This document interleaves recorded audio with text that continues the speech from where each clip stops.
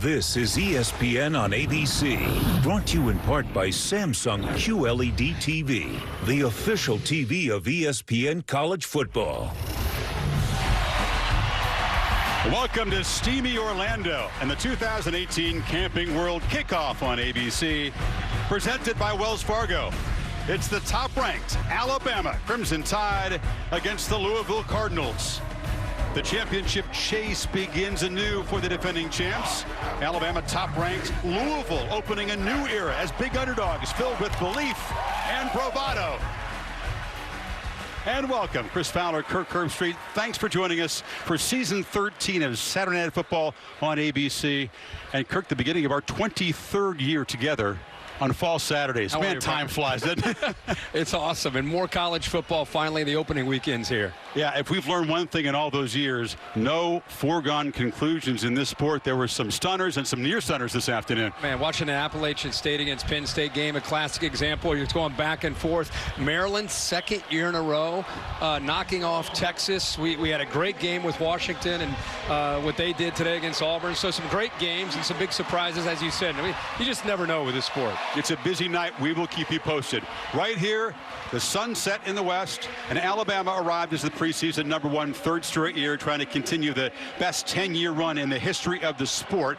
Of course, the question of who's going to start at quarterback was ignited the way last season ended, because Tunga Tuivasa came off the bench in the championship game, and he threw a touchdown pass to win it, replacing Jalen Hurts, who was ineffective in the first half. And that sparked, I don't know, what, about 9 months of talk about the quarterback position. Would it be Tua or Jalen? That's all people want to know. Yeah, and even on the field before the game, talking with Nick Saban, he still was kind of being very, very close to the vest and really didn't want to talk much about it. My feeling is this, the ability of Tua to process defenses quickly and get the ball out quickly fits this particular offense perfectly. So I'll be shocked if Tua doesn't have a chance to come out here and be the starting quarterback tonight for this offense.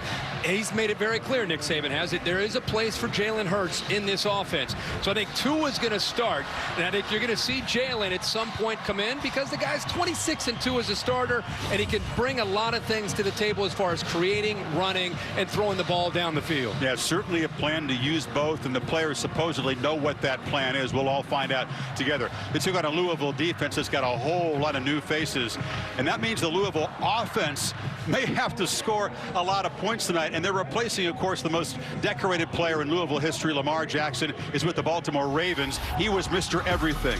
Dynamic thrower, runner, led the league in rushing yards, and really centered around him. So now Kirk, with most of his offensive line back, receivers back, a brand new quarterback also making his first start, Jaylon Puma Pass, with the huge shoes to fill. Yeah, and speaking of huge, he's a very different style of quarterback, more of a prototypical drop back, 6'4", about 230 pounds, can move around, but really prefers to sit in the pocket and throw the ball down the field. And an interesting, I think, kind of a side story here is Louisville brings a trio of receivers back from a year ago, incredibly talented group. And Alabama's breaking in an entire new secondary. In fact, they lost their top 6 from a year ago. So will Puma have an opportunity to throw the football to those receivers against a brand new secondary from Alabama? By the way, they're pretty talented. They're just, a lot of them are inexperienced in the back end for the Tide. And there is that bravado. They made some comments that they took note of in Tuscaloosa. Bobby Petrino says his Arkansas teams never used to believe when they took on the Crimson Tide, took the field down 2 touchdowns. He's hoping his guys believe that a stunner is in the air tonight in Orlando. Alabama and Louisville set to kick off 2018 here in Orlando coming up. The Nissan pregame rush is next, after this message and a word from our ABC stations.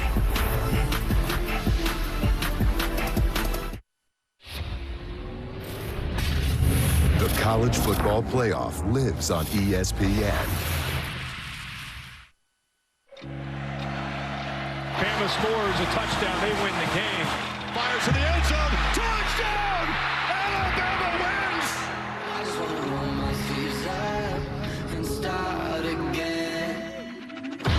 A finish for the ages. But nothing ever stands still. College football is back. Tradition is back. The sound, the feel. Competition is back. Love on the loose. Touchdown, Stanford. I'm all in. It's from the heart again. Open up your mind and maybe we can start again. All the things we love about football is back. These proud programs return to the gridiron. Louisville is back. Alabama is back. Football is back. And welcome back to Orlando. All the off-season work and sweat building to this opening night for Alabama and for Louisville. Great to have Maria Taylor with us for another season on Saturday Night Football. Maria. All right, Coach, the one question everyone wants the answer to is who's getting the first snap at quarterback? It's going to get answered here in about 30 seconds. So don't you love the suspense? I mean, for 30 seconds, I think everybody should just wait. Okay, well, what's going to determine who gets the snaps moving forward as the game progresses? Well, we have a plan for how we're going to execute. We think both guys can be weapons in the game for us, and we're going to try to utilize them both out of respect for what they've done for us and the program here. All right, thanks, Coach. All right, thank you. A little more suspense, guys. Oh, he holds the cards to the last possible second. We'll tip the hand. There was Tagovailoa out there taking the warm-ups a second ago, and we'll find out, as he said, in about 30 seconds, because Alabama won the toss, and they want the football right away. Start one for the man who was the most valuable player of the national championship game in Atlanta.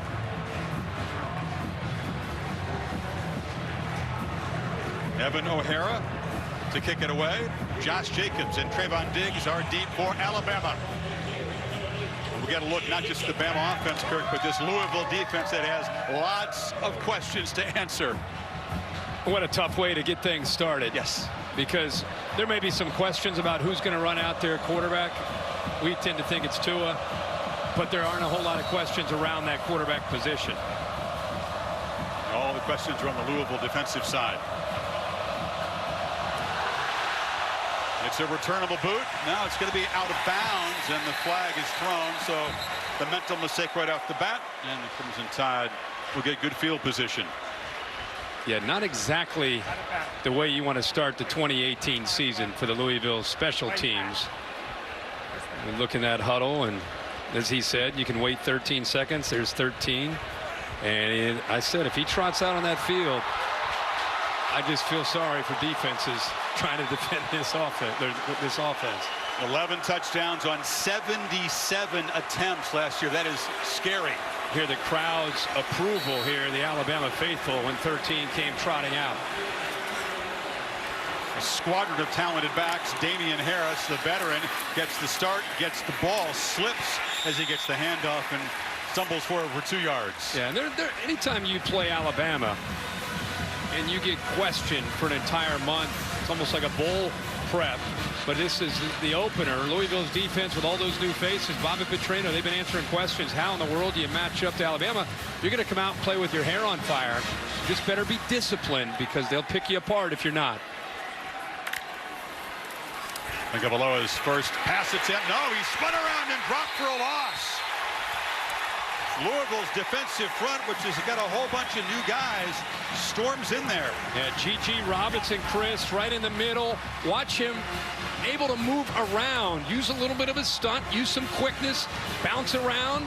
Just a mix-up there with Alex Leatherwood, the sophomore, now playing right guard. Remember, he stepped in the national title and played left tackle, but they have moved him to guard here in camp, and they're just a mental mistake. 3rd and 13. Tagovailoa from the pocket flips it short. This is Harris running and muscling out across the 45. They'll spot it right there for an Alabama first down. Well-designed play. Mike Locksley and his offensive staff. 3rd down and long. You see Harris there kind of checking, then just kind of leaks out. This may seem like a small thing, but with all that quarterback hype and pressure and build up, nice easy throw there on 3rd down. Just checks it down to his back and let Damien Harris do the work. Cardinals defense was not set at the snap, and Tagovailoa flips it short over the middle. That's the tight end, Irv Smith Jr. Deflating play for that Cardinals defense. It looked like they might get a 3 and out. You can see that they're changing up their tempos and trying to create a little bit of havoc. Once they picked up that initial first down, Tua right away up to the line of scrimmage and trying to catch, as you said, Chris, that Louisville defense napping. Lots of pre-snap movement and 3 receivers to the right for Tagovailoa. Fakes it. Slant. Caught. Off and running is Devante Smith, the man who made that championship-winning catch in Atlanta. And the Tide are set up in the red zone. They're reading this linebacker right here. This is a run-pass option. Etheridge commits down into the box. He pulls it out. You see this all the time in college football. They overload the box, and all of a sudden you got a match up to the outside that's favorable, and there's the run after the catch by the hero of that national championship game. And from a meet in Louisiana. This looks like a run all the way for Tagovailoa. He's not a runner in Hurts' caliber, but he can certainly scoop with the football too. Yeah, this whole drive is really why you think Tua fits this offense. How about the accuracy of the throws? The reason that's so important with the talent he has to work with is you put the ball on the money, let Damien Harris make a run after the catch. Let Devante Smith make a run after the catch, and to have those balls thrown right where they need to be allows those receivers to do that, and then the athletic ability to show you he can run too. It's not just Jalen Hurts. Tight end Smith motions in. Tua's got it. Spins away, throws to the end zone. A risky throw, caught for a touchdown. There are some flags in late. It was Judy on the receiving end.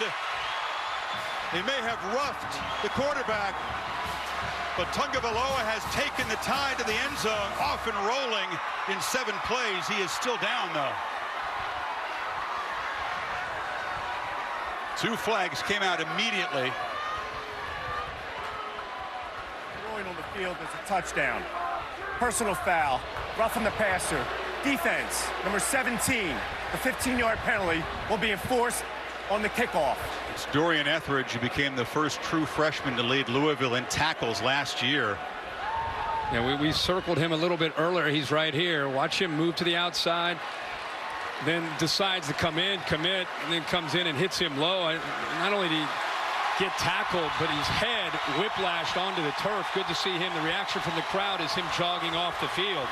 Comes in and boom. His head hit that turf really hard. Judy, meanwhile, got loose in the end zone at the DB Kane pass turned around. That was a low hit. Dave Kataya up here telling us it wasn't so much how late it was the low initial contact from the defender. Austin Jones, Orlando native, graduate transfer from Temple, won the kicking job, knocks it through. 7 plays, 65 yards. Tagovailoa 4 for 4, 60 yards and a touch. After almost 9 months of intrigue and mystery and debate, the answer that most expected, Tagovailoa gets the start and takes exactly 3:05 to get the Crimson Tide to the end zone. The penalty roughing him on the touchdown pass means that Joseph Bulovas will kick off from midfield and see if the Tide try to pooch it and bid the Cardinals back. They just put it to the end zone. That sack set him up on a 3rd and 13. They convert that, and here's the score, Kirk. Yeah, and this gives you an idea of what he can do and how he doesn't give up on a play. A little play action, he rolls. Judy's going to work to the outside, but watch the ability to not give up on a play right there, and then his trust in his receiver, Jerry Jeudy. Remember, Calvin Ridley's moved on to the NFL, so he knows he has to put that ball up, give his receiver a chance. There's the low hit that caused the 15-yard penalty, but I just love that he didn't put his eyes down to just take off and scramble. Looks up to a receiver that he trusts in Jerry Jeudy, and he and Jeudy connect. 4 of 4, not to mention the run that he had, too, for a nice pickup of some big yards as well. So now the other guy making his first start, Juwan Pass, who said the task was tough against this Bama defense. It just got tougher down 7. Play action, they flip it in the flat, and they've got tight end Mickey Crum wide open, and a nice gain across the 35, and now a flag at the tackle there. So Petrino, who says he will not baby this guy. He's not going to ease pass in, let it fly, go out, outplay the other quarterback. That's his motto. That's his personality. I mean, that's who he is. And, you know, you're playing Alabama. You're breaking in a lot of new faces. What are you going to do? Be cautious? Might as well go in there and let your kids know you believe in them. Big Ten crew tonight. Personal foul. Targeting. Defense, number 7. The previous play is under further review. Jerry McGinn is the referee. Diggs, the corner, lowered his head at contact, and that's why the penalty is called. Watch him 7. We see this all over college football the last few years, and we've seen it a lot in the preseason with the NFL with a very different rule. But once you lower your head, that's what gets the officials' attention. I don't know if he actually made contact with the crown of his helmet. They're showing the replay. Diggs certainly doesn't think so. Let's bring in Dave Kataya for his take on this as they review it. Dave? This is a runner, so he's not defenseless. Therefore, the contact has to be with the crown of the helmet. From what I see here, I don't see it as the crown of the helmet. Take a look here. You can see it go down. The helmet's off to the side. Yeah, Dave, is it the intent, or does he actually have to make contact? He has to make contact with the crown of the helmet somewhere on that player's body. It sure didn't look like he made contact with the crown. Watch here. Yeah, see that helmet slide off to the side? All right. Yeah. To me, the crown of the helmet, by rule, is everything above the face mask. And for further review, number 7 hit the receiver with shoulder to shoulder. There is no targeting. Number 7 may remain in the game. Dave, do you expect them to throw a lot of targeting flags and then review them? Are they going to be more proactive in this? That certainly didn't look like targeting live either. Well, anytime on a safety foul, if there's doubt, you throw the flag and let them take him off. Let them take him off the flag. Yeah, I think you're right, David. I do see why it happened so fast, and he did lower his helmet, so it caught the attention of the official. But I think you call it, and then it gives the guys upstairs a chance to evaluate it and fix the call. What you have there's an indicator, but you don't have the actual foul. So a 13-yard gain and no penalty. Pass from the pocket, flips it short again, and it's 2 completions to Mickey Crum. Tonight's Chick-fil-A impact players. Well, we know who we want to pick on the Alabama defense. There's a lot of them to choose from. But here with the receivers, we got to focus on Jaylon Smith. We talked about him in the open. Big physical receiver. Des Fitzpatrick can get downfield. Mack Wilson. Trayvon Diggs on the outside. He's got to be able to lock things down and be a good communicator. And Mack Wilson, as we said, taking over kind of a leader in the middle of that defense now. First handoff of the game inside of Trey Smith, the junior out of Mississippi. They lost some running backs, and this is not a big name crew coming in. Smith is a sturdy, reliable guy. Expect to see different dudes carry the ball for the Cardinals. Yeah, they all bring something a little bit different to the table, and here early in the year for the Cardinals, they will have a committee. He is a bigger physical back that does have some speed. The most talented back might be Colin Wilson, the freshman who had the ACL and only played in 3 games a year ago. Need 3 on 3rd down.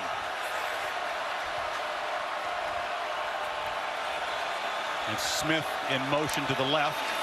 Bama pressure off the edge. Downfield throw off the fingertips of Smith. It was a wheel route. That's a Petrino favorite. He got a linebacker in coverage. Not quite, though. Well, not only a linebacker in coverage, you've got a couple receivers that are going to come out here and create a wall, and it frees up the receiver on the wheel route. Watch this pick with the 2 receivers. It makes it a little tougher for Mack Wilson.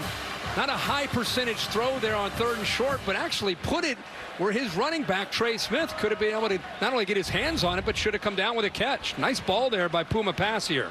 Absolutely should have made the catch. Mason King to punt to Jalen Waddle, number 17 for Alabama.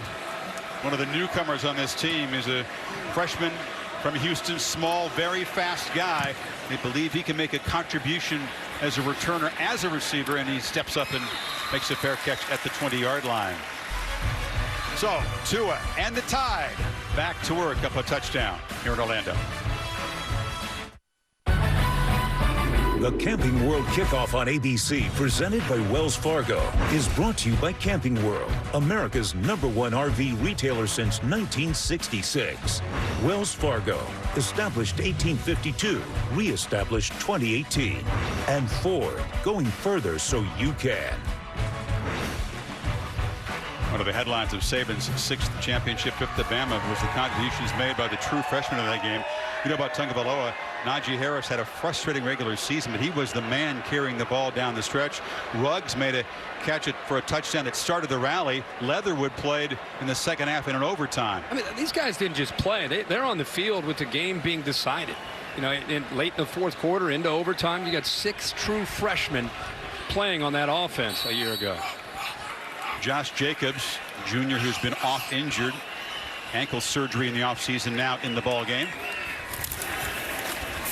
They give it to him, and Jacobs, who was about a 2-star recruit out of Tulsa, Oklahoma, he does not fit the profile of a Bama running back. Boy, when he's healthy, he's very dangerous. When he's healthy, Mike Locksley and the offensive staff will tell you he's as good as any back that they have. Mike Locksley takes over full-time duties as offensive coordinator, calling these plays. Brian Dable, who's co-OC with him, is off to the NFL with the Buffalo Bills, and Locks, who's got great experience being a coordinator throughout his career, was a head coach earlier in his career, and came here initially as an analyst, but has a great feel for these quarterbacks and receivers. Cardinals swarm the backfield and force Jacobs to scramble. He gets the edge, lowers the shoulder, and makes something out of nothing as he gets about 3 to set up a 3rd and short.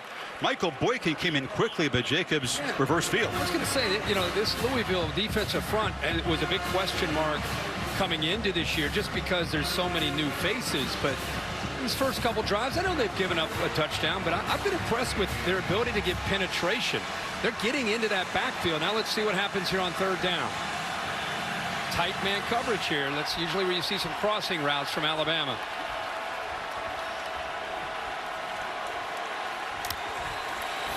Tua immediately pressured, sidesteps the rush, takes off, and will make a 1st down with his feet. Ball comes out late. It's loose. No whistle. Headed to the end zone. D. Smith. Signal touchdown, Cardinals.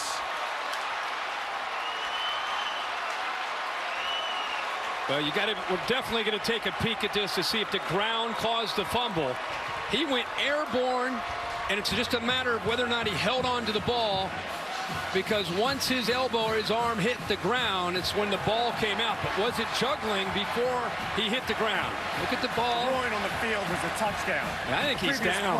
I think he's down. Yeah, once his elbow hits, the play should be dead. Let's bring Dave back in as they take a look at this play that was ruled a touchdown.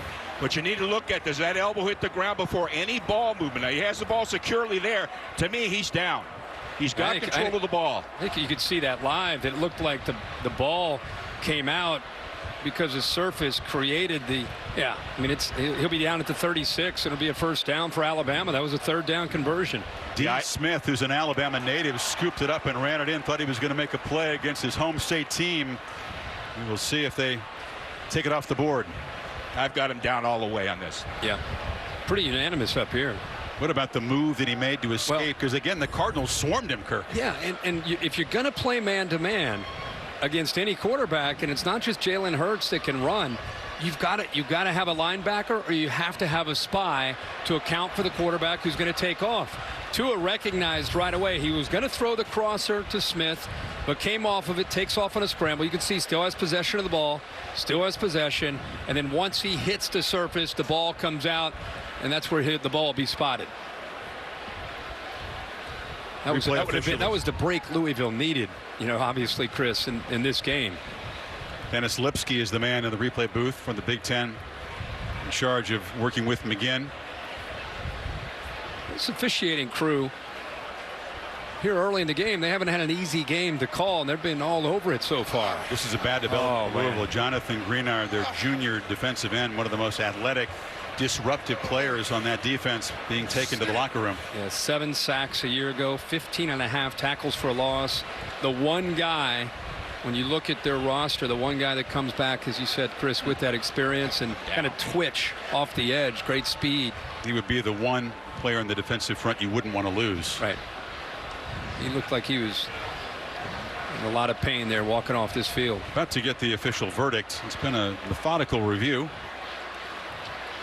Here's McGinn.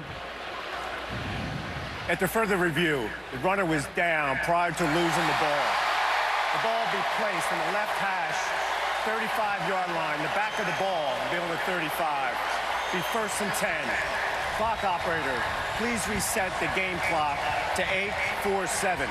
8:47. It's a heavy Alabama crowd, and they approve of that overturn. And again, I think it's the right thing to do to make the call, leave it to the review booth to be able to look at that, overturn the wrong call, get it right, make sure it's right, and instead of missing the call.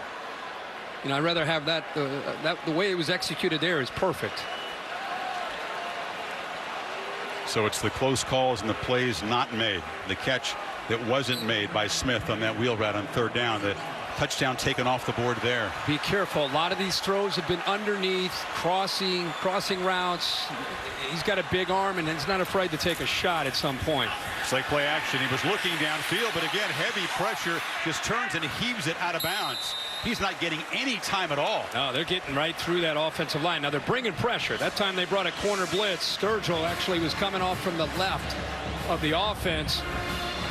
See him right here coming. Jacobs doesn't pick him up, doesn't see him. It's an area that he's still trying to work on to improve. Picking up those blitzes. They say Damien Harris is the most complete and best at picking up those late blitzes. That time Jacobs missed it, and they got the pressure on Tua. Jacobs motions out. He'll get the backwards pass. Was it tipped before it got there? Hits the ground. And it's ruled incomplete. Kane Pass got his hand on the ball. There come Brian Van Gorder. We've talked so much about Alabama. Brian Van Gorder, the defensive coordinator from Louisville, he is dialing up pressure. Love to have another look at that. That's behind the line of scrimmage. It's deflected. Then that's not an incomplete pass, but tired of playing here on 3rd and 10.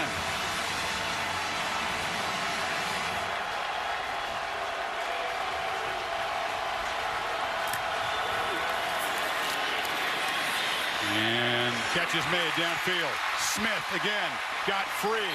Gets a first down inside the 40. Tide offense continues to be clutch on 3rd down. 3rd down, and you're going to bring some pressure. You get the safeties up tight, and you're leaving your corners on an island.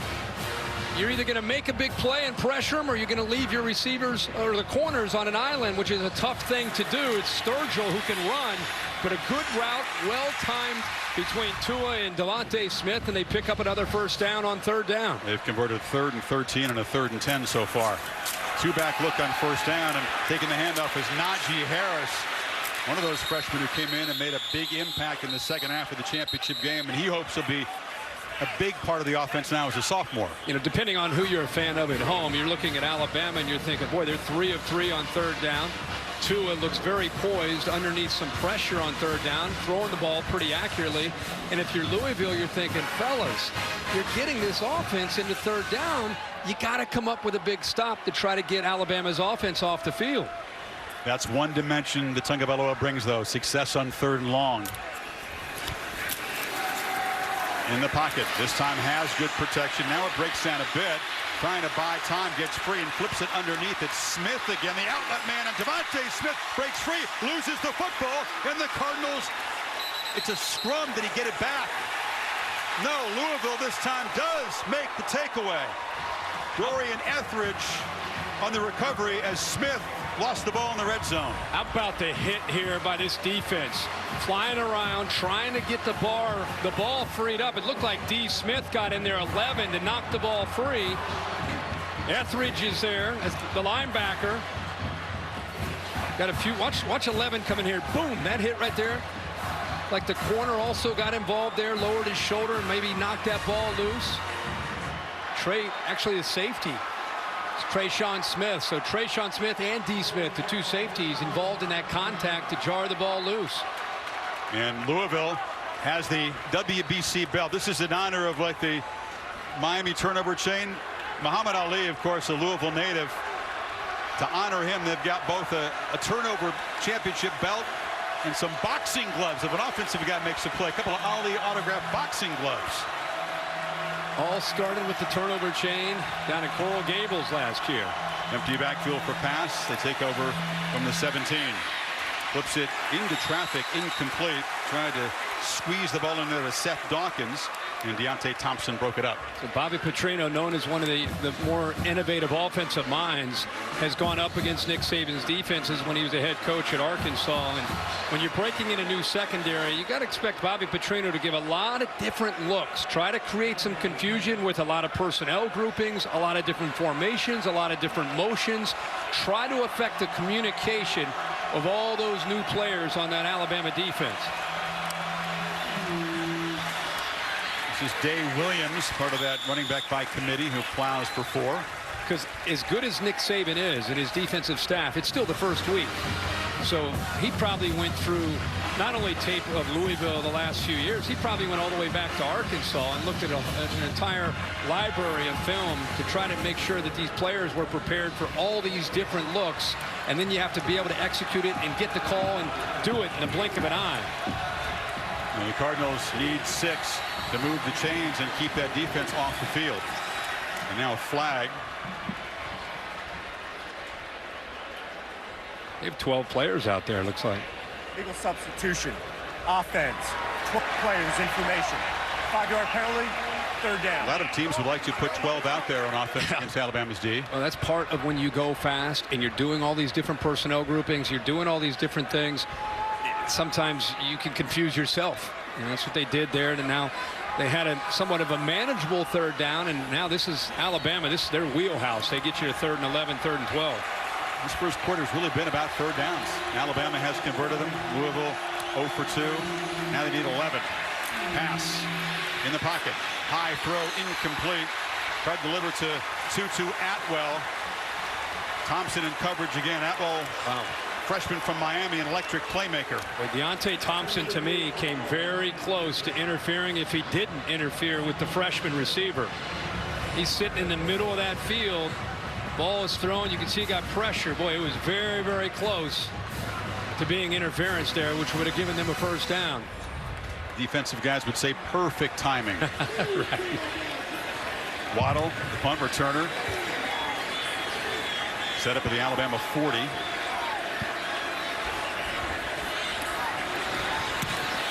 King gets away a high boot, but too short for a return. Waddle steps up and makes the catch at the 46.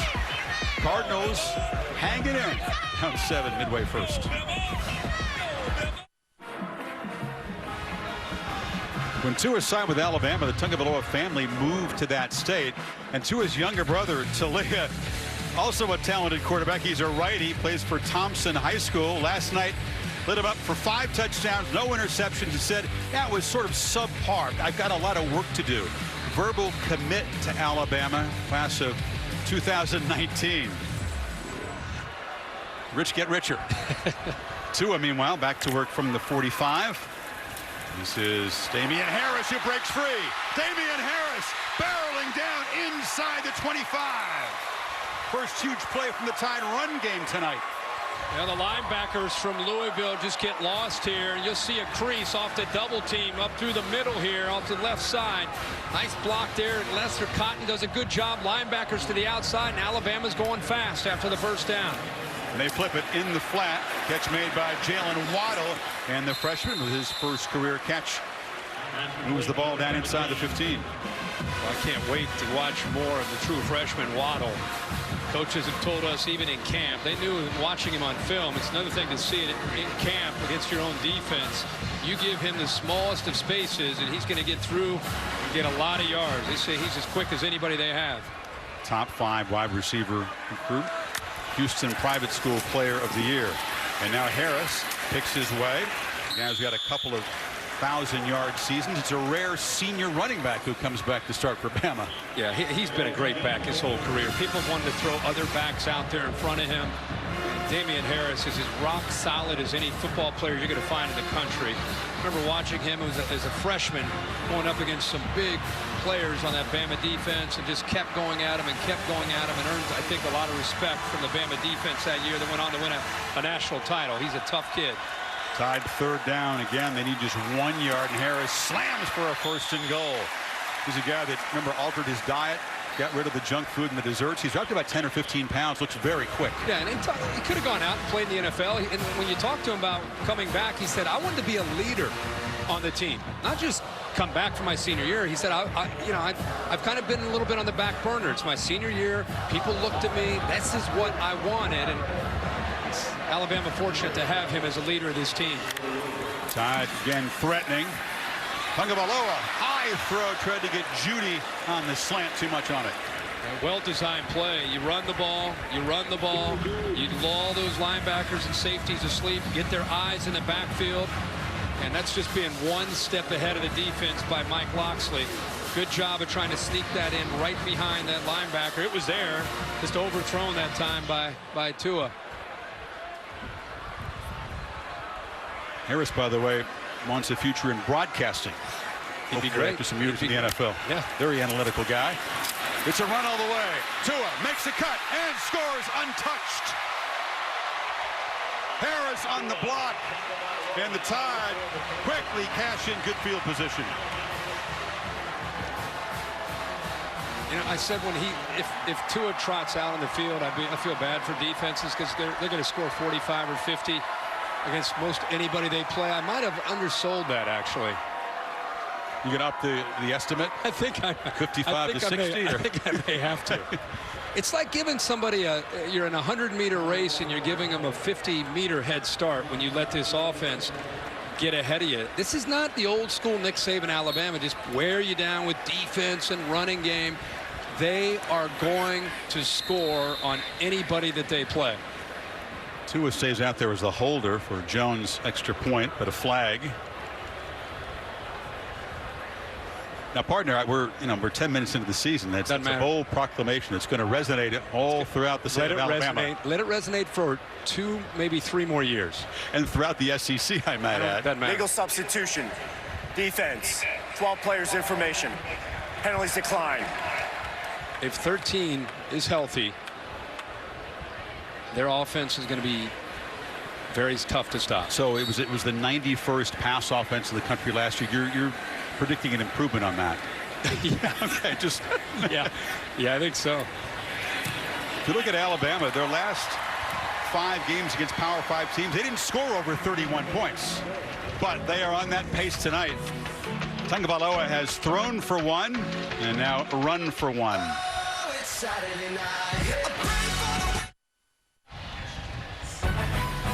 Aerial coverage provided by Goodyear. When you put in the hours, the reps, and the heart, nothing can keep you from being blimp-worthy.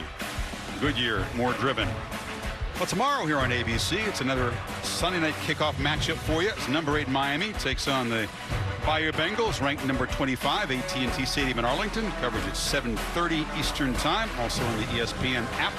Another ACC versus SEC game, but the ACC given a much better chance than that one tomorrow night. Coming up with the W. All of us, boots it to the end zone, and it's going to be a touchback. So the returner waved for the fair catch. That's a new rule. We'll explain that if it comes into play. You guys have been busy. What, 6 games in 4 nights? What was it? You and Maria in West Lafayette? Where were we? West Lafayette. Then we drove over to South Bend for game day. You're very happy to be there. Yeah, then we came down to the heat and humidity. Wait a minute. Dew points why am I don't look... You don't look happy. You're coming down from the U.S. Open. I'm waiting for you. No, we're all happy to be Monday night. Stadium. Yeah, we got a competitive game there. Billy Taggart era begins for the Seminoles against the Hokies. Who designed those Bitmojis?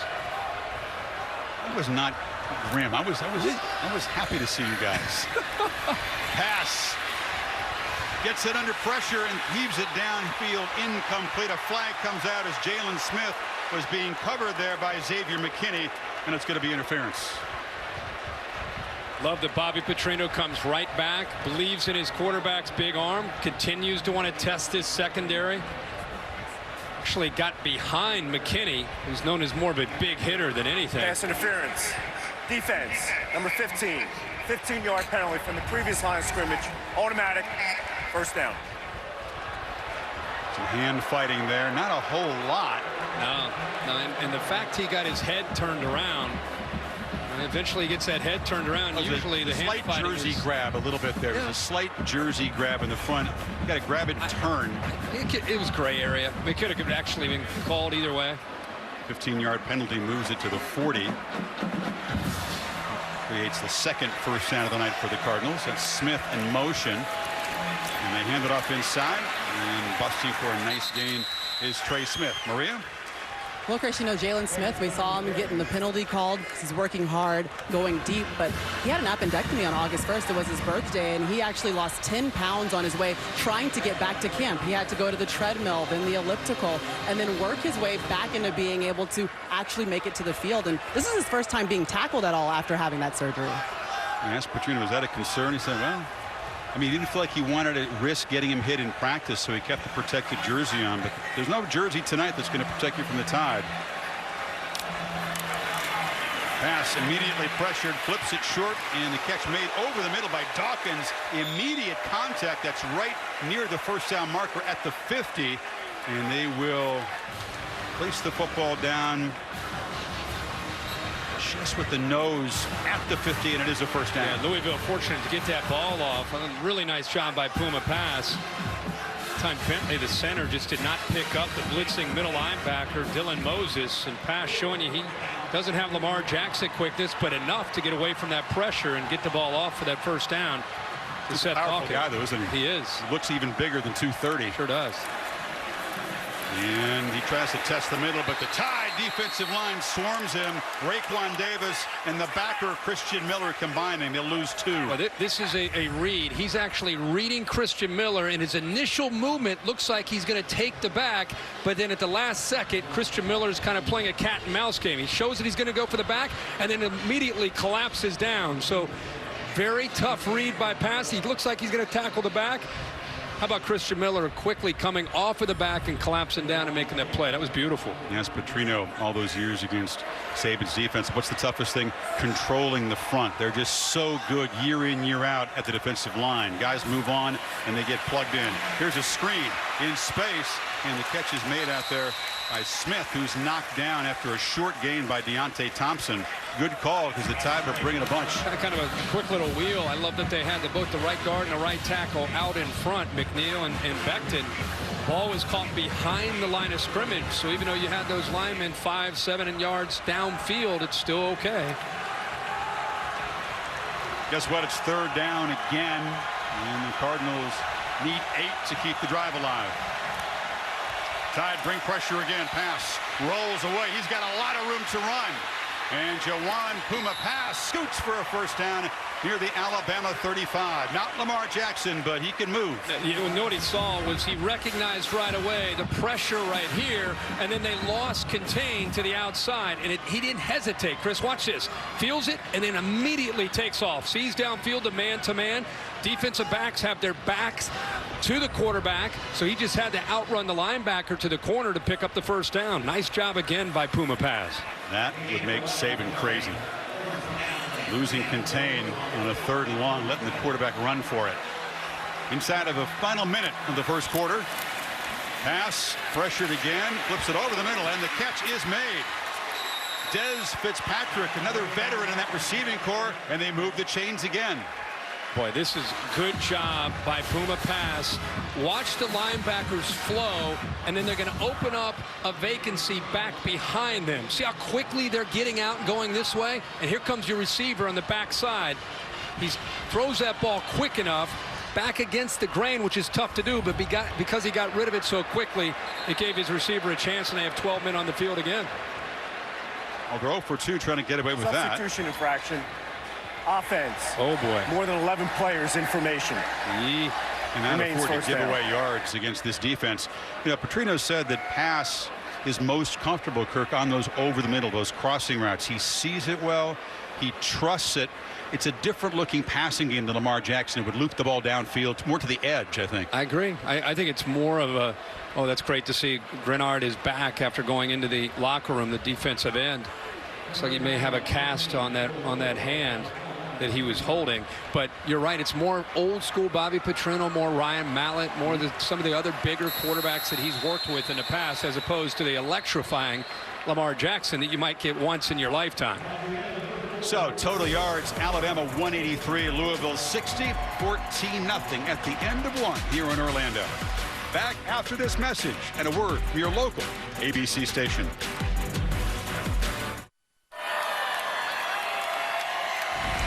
Coming up, the second quarter, 2018 Camping World Kickoff on ABC, presented by Wells Fargo. You got to get the ESPN Plus. You can stream college football all season long. You can start your free trial today by downloading the ESPN app or visiting ESPNplus.com. So Louisville trying to cut into this 14-point Alabama lead, a promising drive as we begin the second quarter. 1st and 15 after the penalty. You make a pass so far. I've been impressed. I mean, he's facing this Alabama defense and played with a lot of poise so far in this game. And up to Dave Williams, and he's wrestled down. So tough to test the middle of that tied line, especially on 1st and long. Here's Tosh Lupoi, who's taking over for defense coordinator Jeremy Pruitt, who's the head coach now in Tennessee, and he has worked his entire career for this opportunity. You know, he's been known over the years as an outstanding recruiter, has been here and kind of worked to become a more complete defensive mind and understanding the back end and not just the defensive front, and has earned that right to become the coordinator. 5th season here. Pass, chucks it downfield, and it is intercepted in the end zone. Picked off by Deonte Thompson, will bring it out. Thompson has blockers, and now he's going to be met and knocked down hard at the 25-yard line. But pass is picked. And the Tide get the football back. Yeah, Alabama typically likes to leave 2 safeties back deep in case you want to try to throw the ball down the field. Deonte Thompson back there with Xavier McKinney, the 2 new safeties. Remember, Ronnie Harrison has moved on, and Micah Fitzpatrick has moved on. And Deonte Thompson, we saw him play late in the year last year in the championship game. See this safety right here? And when you hang the ball too high in the air with the safety on the hash, and he's quick, he's got a chance to be able to close in and get at least a hand on the ball. And Thompson's so quick and closing speed, comes over and makes the interception. Thompson, one of the guys that came on, started in the championship game. Part of that rebuilt secondary. You're talking about 6 quality DBs off Alabama that moved on. Micah Fitzpatrick, Ronnie Harrison, Anthony Averett, Tony Brown. By both teams. Unsportsmanlike conduct on Alabama, number 4. His first of the game. Unsportsmanlike conduct on number 83, Louisville. His first of the game. Those fouls will offset. First down. Saban Smith and Mickey Crum. There was some saltiness. We talked a bit about Louisville's receivers saying that one-on-one they could beat the Alabama DBs. They felt good about that. Saban took those quotes and used them for his team, and the Tide have come out a little ornery tonight. Yeah, I mean, you knew when those quotes started to come out, even if they were maybe taken a little bit out of context. Alabama looks for anything and everything. Everything's taken out of context. Yeah, of course. Of course. But Scott Cochran, the strength coach, he makes sure to post quite a few quotes up on the walls in the weight room.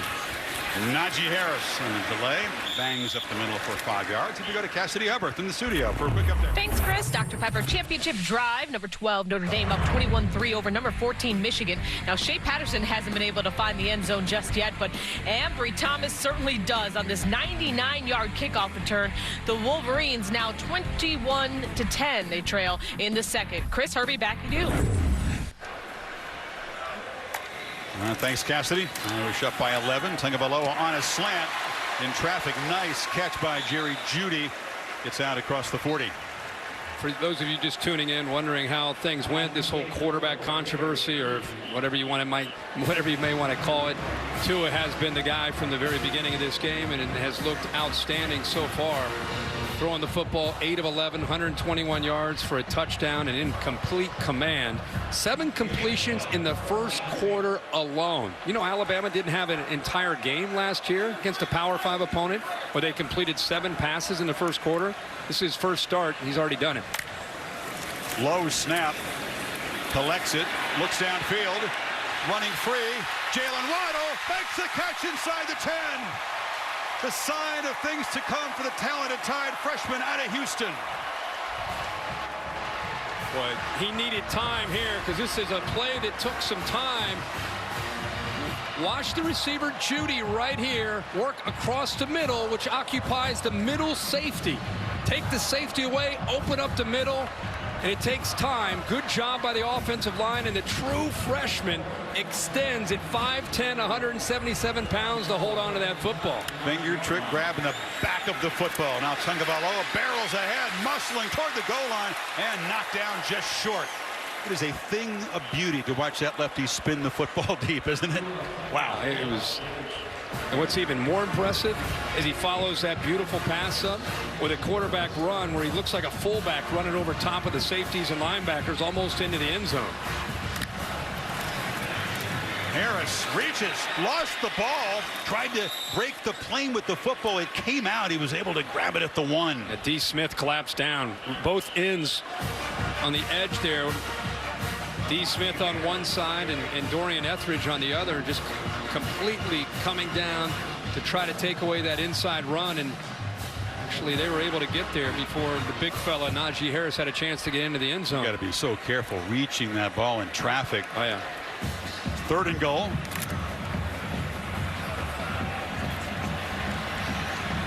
Now it's Brian Robinson Jr. as they bring in about 14 big dudes up front. Legal substitution. Louisville, 12 players in formation. For the 3rd time to tonight. goal. First time on defense, but Cardinals are trying to sneak an extra man out there.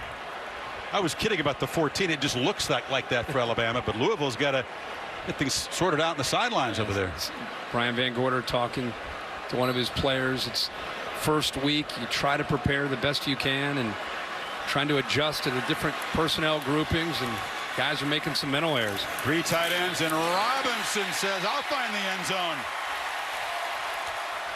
The sophomore from Tuscaloosa, one of 4 talented tailbacks. Check it, it's Harris behind Robinson. And Najee Harris follows Brian Robinson. Gets into the end zone. That's 4 drives and 3 touchdowns now for Alabama's offense. Pure power football set up by that beautiful downfield catch by the freshman Waddle. 258 yards. 11:24 to go in the second quarter. It's a pretty good start. Yeah. What'd you say? How many points per game? I'm saying 45 to 50 a game. They're on their way.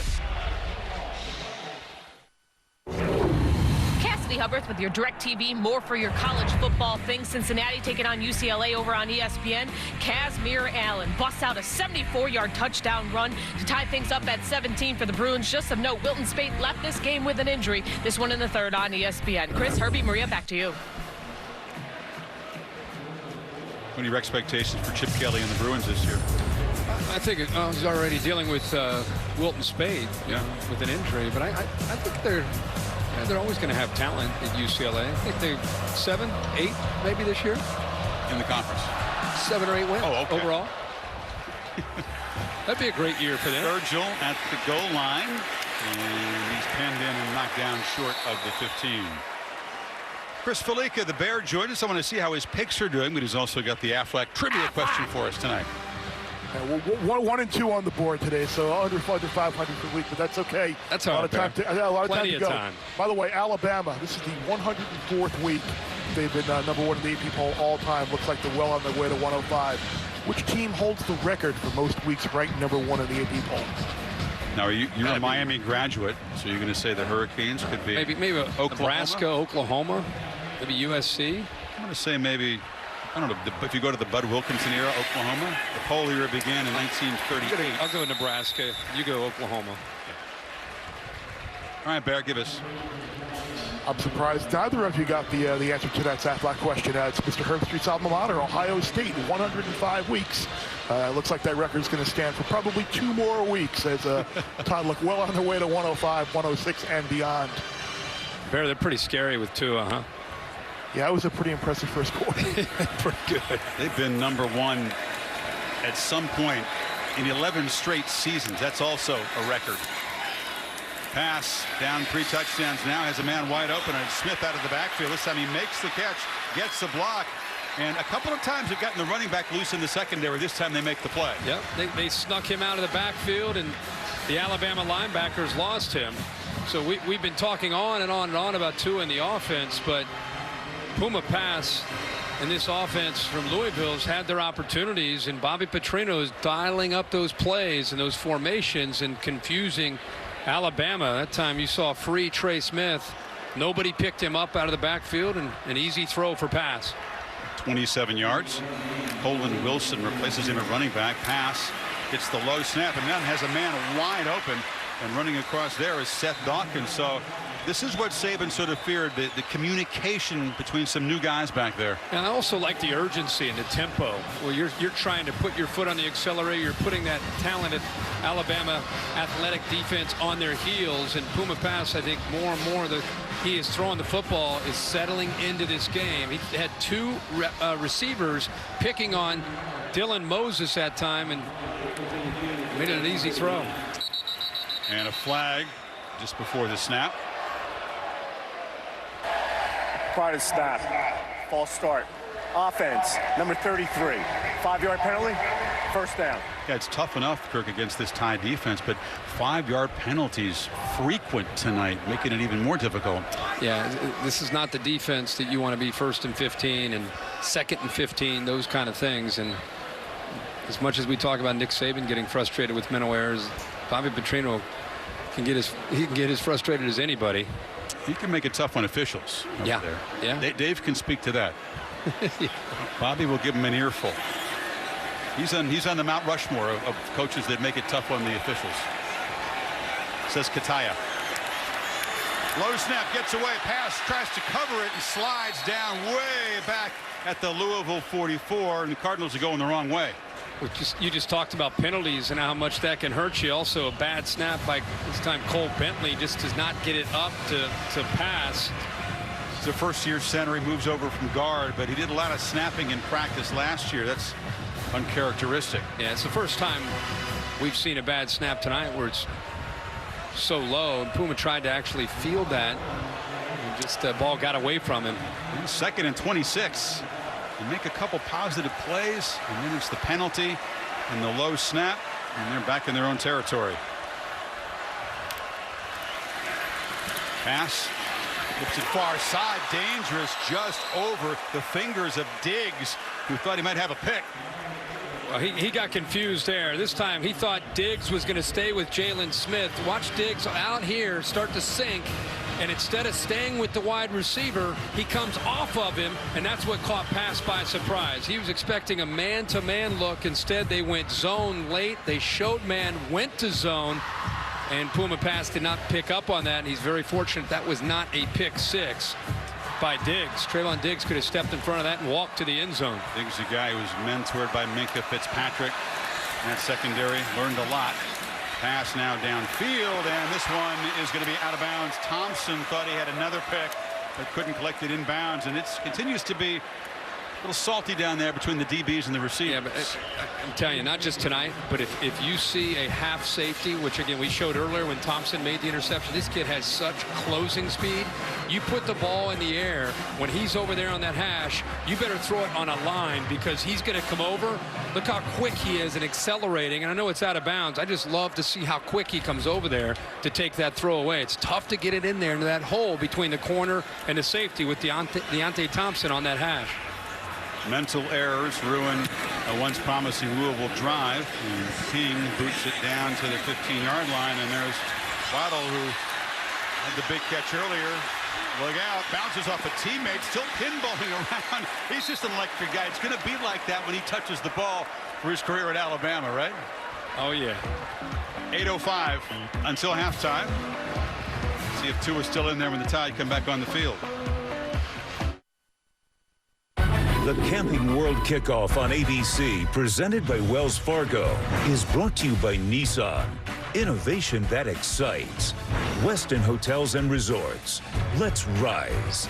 And Pacific Life. Experience the power of Pacific. Louisville quarterback tradition. We're going to go back to Johnny U, of course. You get Teddy Bridgewater. He's part of a trade. Saints there. You get Lamar Jackson, Heisman Trophy winner with the Ravens now, who's trying to spur his teammates on. Tagovailoa out. And here comes Jalen Hurts, 26-2 as a starter. More than 2,000 career rush yards. Grew for 2,000 last year. Disappointed not to get the start. Let's see what he can do. Jacobs gets the handoff, and the timing is blown up by a high snap, and he has to scamper for a couple of yards. And when Tua got done, you see Nick Saban comes over to him, not only to tell him, hey, good job, but keep your head in the game. You're going back in at some point. And Nick Saban has made it abundantly clear from the meetings in Atlanta, the SEC meetings, all the way through every interview, they're both going to play. They're both going to play. They're both going to play. Eventually, Tua looks like he won the job, but there's still room for Jalen Hurts to play. Jalen Hurts throws it underneath there to Henry Ruggs, the third, and he scoots out across the 30. And they'll spot it for a first down. Obviously a great running threat, but also can throw the ball. I mean, the only difference is Jaylon has not proven to be consistently able to work through the progressions the way we've seen from Tua. He can throw the ball downfield. He can throw the football if his primary receiver is open.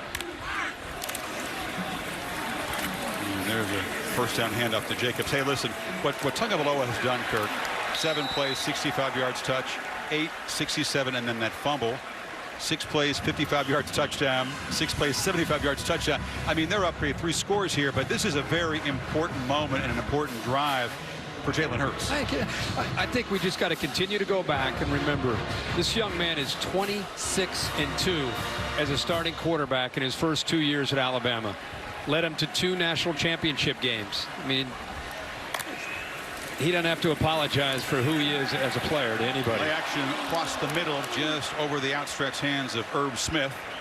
So much talk, you know, the modern game players have their camps and their friends, and they have about 6 social media platforms they can go on to. As you see Tagovailoa's reaction, they had that, you know, and there was a lot of speculation. Jalen Hurts' dad is pretty outspoken that he might leave. He said that was never going to be the case. He's 15 credits short of graduation, graduates in December, and he told Saban no matter what, he's here this year. Tied 5 for 5 on 3rd down with Tua in there. Need 3 this time. Hurts from the pocket, going to take a downfield shot. Judy sprinting, but it's not accurately thrown. Yep. And a flag is down back near the line of scrimmage. Yeah, he got hit late after he threw the ball. The officials are right there. It's the only thing I can think of. The flag is in the backfield right where he took a hit. They took a downfield shot rather than a safer play on 3rd and 3. There's no foul in the play for roughing the quarterback. The hit was to the chest area. Okay, I think they initially thought it was maybe a little bit high. We saw a hit early that was low. This time maybe they thought it was high, but they got together. They could see that the hit, the contact was in the chest. It wasn't late. So the call was thrown, and then they got together and they picked the flag up. And the Cardinals defense forces a punt for the first time in Hurts' first series. Rajay Burns back at the 15-yard line. This is Skylar DeLong filling the big kicking shoes for J.K. Scott, who moved on to the Green Bay Packers. And the punt fair caught at the 20. 6:18 before halftime. There is a flag down on the near side. Sideline warning on Louisville. Their first of the game. First down.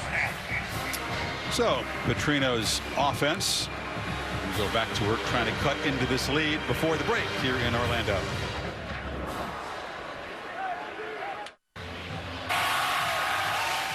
Taco Bell in the Liv Moss student section. Selection committee are on the lookout for passionate fans like these all year long.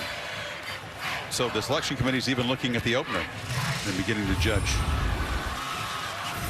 There's a lot to judge in this game.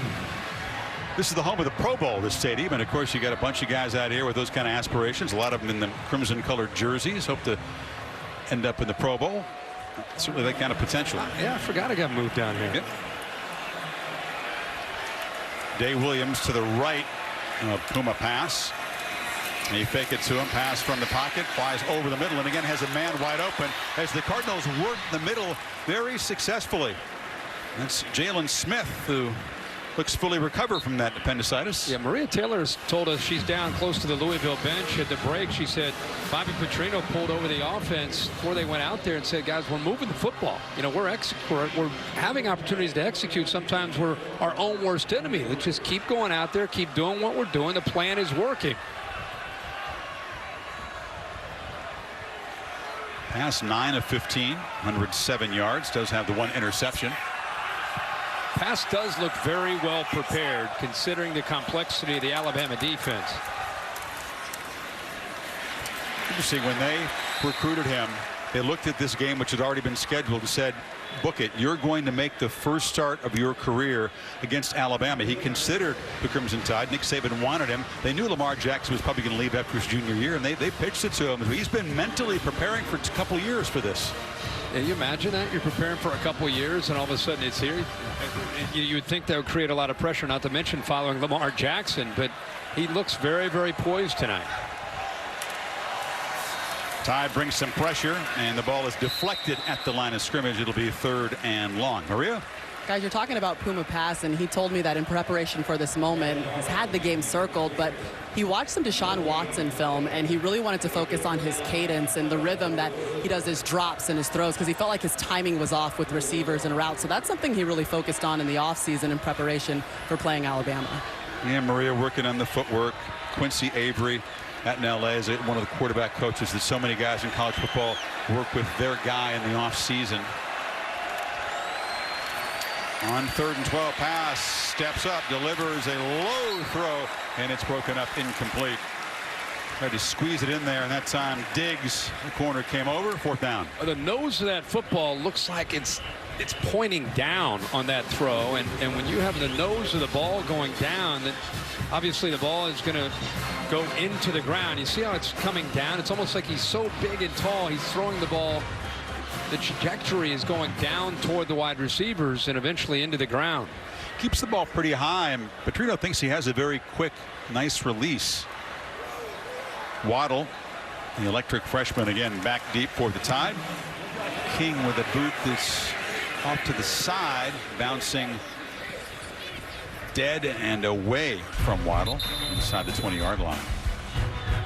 4:45 until halftime. Tide up by 3 touchdowns. Our aerial coverage provided by Goodyear. From the end zone to the uprights, nothing comes between hard work and a goal. Goodyear, more driven. Played up to Tallahassee, Labor Day night, 8 o'clock over on ESPN. The Hokies and Florida State. Nice cross-divisional ACC collision at 8 o'clock Eastern time. Also part of the MegaCast. DeAndre Francois back at quarterback for the Noles. Still at quarterback is Jalen Hurts, and it's a handoff inside to Damien Harris. Hurts 1 of 3 in his first series. You know, Louisville's defense still thinking about getting stops, trying to get the ball back to pass, and still trying to pressure Jalen Hurts. And if you're an Alabama fan and you've seen what Tua has been able to do for this offense, putting 21 points up, you know, you probably like to see Jalen Hurts move the ball down the field and be able to score, not just for Alabama, but for him. Because if he goes 3 and out again, you know, you can only imagine what that'll do to some of the Alabama fans wanting to get him out of the lineup. This is Najee Harris cutting back and spinning. I totally agree, and you said it well. He represents a lot of what's good about it, and we've seen him be a good teammate and support Tagovailoa. But you're right. Everything is dissected to the nth degree in Alabama when it comes to football. Sure. And I think it's pretty well established after Nick Saban being coy and just kind of trying to hide it. I think it's pretty clear that Tagovailoa has become the starting quarterback here, but he's made it abundantly clear again that he wants Jalen to have a role, because I think he has such respect for the way he has carried himself and what he's done for this program. Well, they need 5 yards to keep it from being another 3 and out. Cardinals rush 4. Hurts has time in the pocket now. Circles around, tries to make something happen on the run, and flips it complete after the 35. And it is a first down catch by Devante Smith. There's a flag down on the far side. We'll check that first. This one may come back. Looks like a lineman may have gotten Eligible downfield. receiver, downfield, offense, number 71. 5-yard penalty, 3rd down. It's the veteran center, Ross Piersbaker. Chris, I just want to show you an example and a difference here. You're going to have the tight end work here. You're going to have him looking initially off to his left. But this is an example of the difference between Jalen Hurts. 3rd down and short. This is covered. But look right here. That's a first down. If you check it down there and he doesn't see it, that's the difference between Jalen Hurts and Tua. Tua throws that ball. It's a first down. And you're moving on to the next set of downs. And it was Waddle running out of the slot. Instead, penalty takes the first down catch off the board, and it's 3rd and 10. Play clock down at 5. Cardinals do bring pressure this time. Hurts has to get it out fast, and coming back for a back shoulder catch is Smith, and they get the first down anyway. So you feel good for Hurts. Yeah, sure. That completion. Yeah, Brian Van Gorder's been bringing pressure on third down, bringing pressure. He's going to bring it here, but here's the man who gets in. Give Jalen Hurts a lot of credit. He knows it's coming. He just kind of leans back and throws it. And this is the kind of ball he can throw. If he's not working through progressions and he's going to make a throw, let his receiver make an adjustment, he makes that throw. And it's incomplete. Tried to get to Harris in the flat. You know, Smith, who had a quiet year but then exploded, made the ultimate catch for the national championship. Only had 8 for the year, already a quick start. He's got half that many tonight. He shared the fact that his mom had turned around, was talking to some friends in the stands after that sack on the first play in overtime. She completely missed her son making the touchdown catch. Oh, missed it completely. Had to watch in the Jumbotron. She was a good sport about it. Yeah. Never keep your eyes on the field in overtime at all times. Oh, man. 2nd and 10. There's a slant, and there's Devante again. Ball pops up in the air. It's incomplete. A high throw, and he took a big shot. Could not hold on. That was Etheridge, the linebacker, who delivered it. Yeah, he delivered a hit on Smith and also on the football. That's what made the ball pop up into the air. 17, the linebacker. And you know Smith knows that's coming. He takes the hit. Ball pops up. Louisville's trying to come up with a big turnover. They're still thinking, let's get the ball back. Let's get a turnover. We're still in this football game. They get the ball to start the second half. Smith being checked out on the sidelines as the Tide again face a 3rd and 10. 3 receivers to the right. It's an option. Damien Harris has it and slams strongly into Louisville territory, but it's going to be 4 yards short of a first down. So 4th down, 2:13 to halftime. And Damien Harris down. Looks like Harris is down on one knee where he was tackled. So a timeout on the field. We'll see if the Tide try to punt and pin the Cardinals deep when we come back.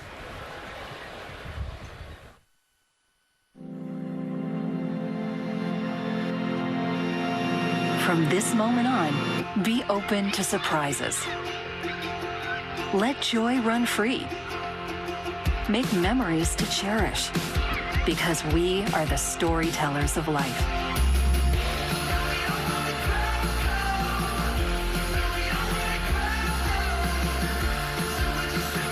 Plan your uniquely Orlando vacation today at visitorlando.com. Next year here in Orlando, it's a pretty good one to kick things off. Canes and the Gators will get it on in Orlando this time slot a year from now. It's a great game. I think old Damien Harris is a sturdy guy, and he's able to walk off. So it's 4th and 4. Football sitting at the 47. See how adventurous Petrino will get with the offense. He's got 2 timeouts to work with. Figures to have a long way to go.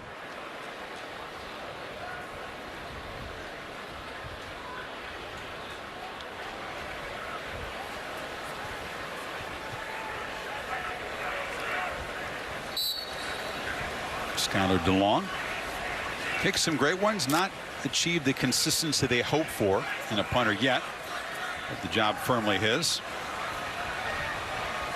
Jay Burns is the returner at the 10. He drops the tip and kicks it high with backspin, and it will be a very effective punt that is down at the 15-yard line. Harris walking to the locker room just in advance of halftime to be checked out. This week on Sunday Night Baseball, presented by Taco Bell, Angels and the Astros. Speaking of defending champions on display, Sunday, 8 o'clock Eastern time. Baseball tonight, Sunday Night Countdown at 7. ESPN app also has the ball game. So, 85 yards from the end zone. 2:02 before halftime. Petrino, who bound to just let it fly, be bold. Give this team a chance to make plays. See what they do here. Empty backfield. Pass as the ball batted down at the line into traffic. It's a scrum. Looks like an offensive lineman may have come down with it. Quinnen Williams, and nose guard, got a big hand up. Yeah, he's the second time Williams has gotten his hand up to knock the ball down. 92 right in the middle with that right arm sleeve. Uses that right hand. I don't know if the ball ever hit the ground. Boy, Williams, a player that a lot of times Alabama fans themselves forget about. Raekwon Davis, 99, they talk about. Isaiah Buggs, 49. Anthony Jennings has become one of the leaders this year, this defense, 33. Oftentimes, Quinnen Williams is overlooked, but coaches will tell you he's as good as any of them up front. Lineman didn't make the catch. He should have let it hit the ground because the catch lost a bunch of yards. Yeah. Big fella, what are you going to do? You're going to run through all that traffic and make a positive play? He's going back to his Pee Wee League instincts of being a fullback. Just could not help himself. How about that blitz that time by Mack Wilson? I keep talking about Jennings becoming the guy. But with the loss of Rashaan Evans and Sean Dion Hamilton, in the middle now you have Mack Wilson and Dylan Moses. And Mack Wilson, to me, late last year, started to come into his own and becoming a very effective middle linebacker. And I expect him to kind of be the leader, especially communicating and getting the right calls in for that defense. Comes out of that great program at Montgomery Carver High School. Pass from the end zone off the back foot, just heaves it incomplete. Dawkins never turned around. Maria, what do you have? Well, here Kirk talking about Mack Wilson. How about every week he's basically meeting with Nick Saban and kind of talking through what he sees on the defense. He knows that this is the leader that's going to be on the field communicating with his defense, and he checks in with them. Mack said he's very honest with Coach, too. He'll say he's frustrated. He doesn't like it with the way they're communicating or how they're not lining up properly, but it's something they work through together. You know, Maria, since Coach Saban has been in Tuscaloosa, they've had 3 Butkus Award winners. Mack Wilson kind of has the makeup and the look of being that next Butkus Award winner for Alabama. What a monster alpha he was in the playoff. And the interception against Clemson, made 12 tackles against Georgia in the national championship game. Waddle cuts back, breaks a tackle, still alive. And this freshman is going to be an electric returner. You'll see him making plays out of the slot position as well. Just when they need another big playmaker in Alabama. Yeah, and the timing of that, the defense gets to 3 and out. They get a punt return, 27 seconds to go, and they're thinking about points again. That's just the thing with Alabama. When you hold up "We Want Alabama" sign, remember, it's a 60-minute game of body blows. Like, they don't stop. They don't care what the score is. So don't feel sorry for yourself in the middle of the game. Yeah, Thursday, wasn't it the folks at Purdue, "We Want Bama" sign? You got a little upset with that. Get out of here. Get that sign. Boycott the sign. Careful what you ask for. Yeah. Nobody should hold that. You should be penalized if you hold that sign up. Well, after a couple of series that did not result in points, Jalen Hurts, Tua back in there now from the 25-yard line. A short field to try to stretch the lead. They got 27 seconds. Tagovailoa steps up, look downfield, now throws underneath, but they hit as he tried to get rid of it to Judy. Now 21 seconds left. Catches a break there with the incompletion. Clock stops. Of course, they do have all 3 timeouts. No need to try to get it all in one play. You know, you need 21 seconds. The way they execute, you don't have to throw it into the end zone, especially with 3 timeouts left. Najee Harris is the back. Tagovailoa looks that direction, flips it down to Najee. He slipped as he caught it. He's tackled right there, and Saban will have to spend the first of his timeouts with 14 seconds before half. Yeah, Louisville's defense ready for that, actually. Not fooled at all. Just didn't, the timing of that screen didn't look real good. This is Tua Tagovailoa tonight, his decision making. This is an RPO. Reading the linebacker, he sinks down into the box, so he's going to throw right behind Etheridge, the middle linebacker.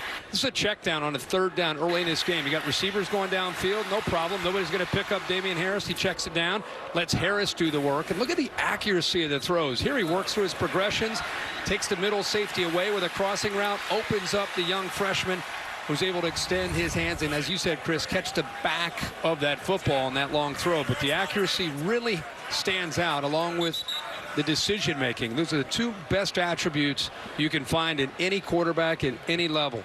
He's working with Dan Enos, who's the new quarterback coach. Locksley is just calling the plays. So for the first time last dozen years, the OC is not coaching a position. So Enos, former quarterback at Michigan State, he was at Arkansas for 3 years, working as quarterback coach with Tua and Jalen Hurts. Tagovailoa from the pocket launches to the end zone. Caught in stride for a touchdown by Jerry Jeudy.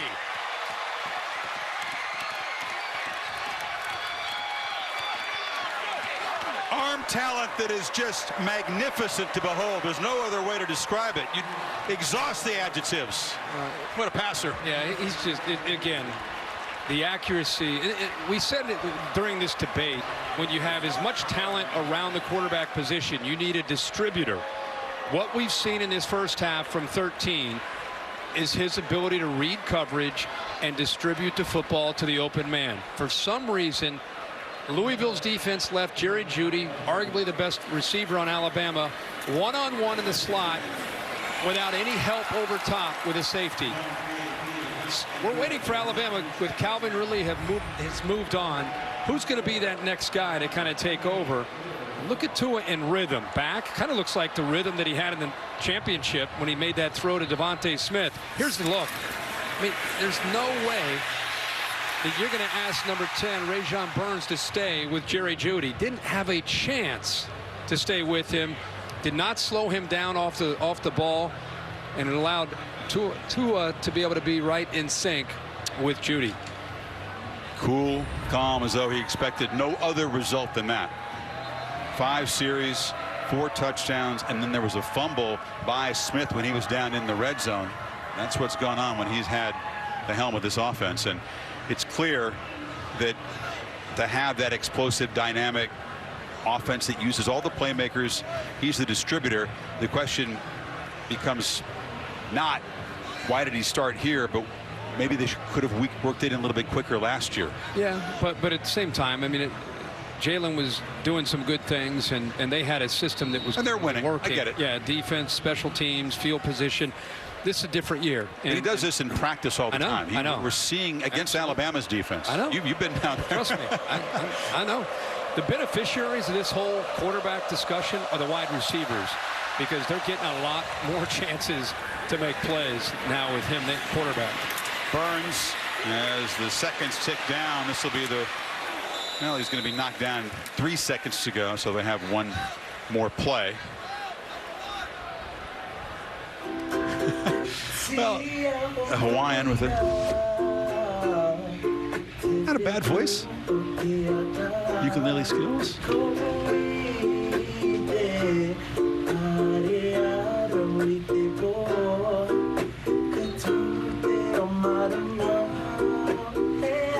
You know, the Hawaiian culture is such a beautiful thing. It's so family oriented. They're very close. It was kind of symbolized, I thought, by the Hawaiian Little League World Series team when they won it. Just the joy of competition and playing, and the closeness together, the love that they had. Really, I think something that's wonderful about that culture. Yeah, it's awesome. He has such a laid-back personality, yet on the field, such a competitor. His teammates love him. They believe in him, and I think that quarterback debate is over. Tide chalk up 340 yards and 4 touchdowns, scoring touchdowns on all but one of Tagovailoa's possessions here. Maria's got Nick Saban. All right, Coach, 5 series and 4 touchdown scores for Tua. What did you see from your quarterback in the first half? Well, I think he played well. You know, Jaylon had a couple opportunities, and, you know, we still want to see what he can do. So, you know, we're good with it. I mean, I think we made a lot of mistakes. I don't think we run the ball very effectively. We've been a little sloppy at times, especially on defense, so we got a lot to work on. Yeah, one of your concerns was how your defense would gel. What is the improvement they can make in the second half? Well, we made a lot of mistakes on defense. You know, they haven't been able to capitalize on them, so we need to get it fixed. All right, thanks, Coach. All right, thank you. You knew Saban wasn't going to be giddy. No. Lots of problems, lots of things to fix, mistakes.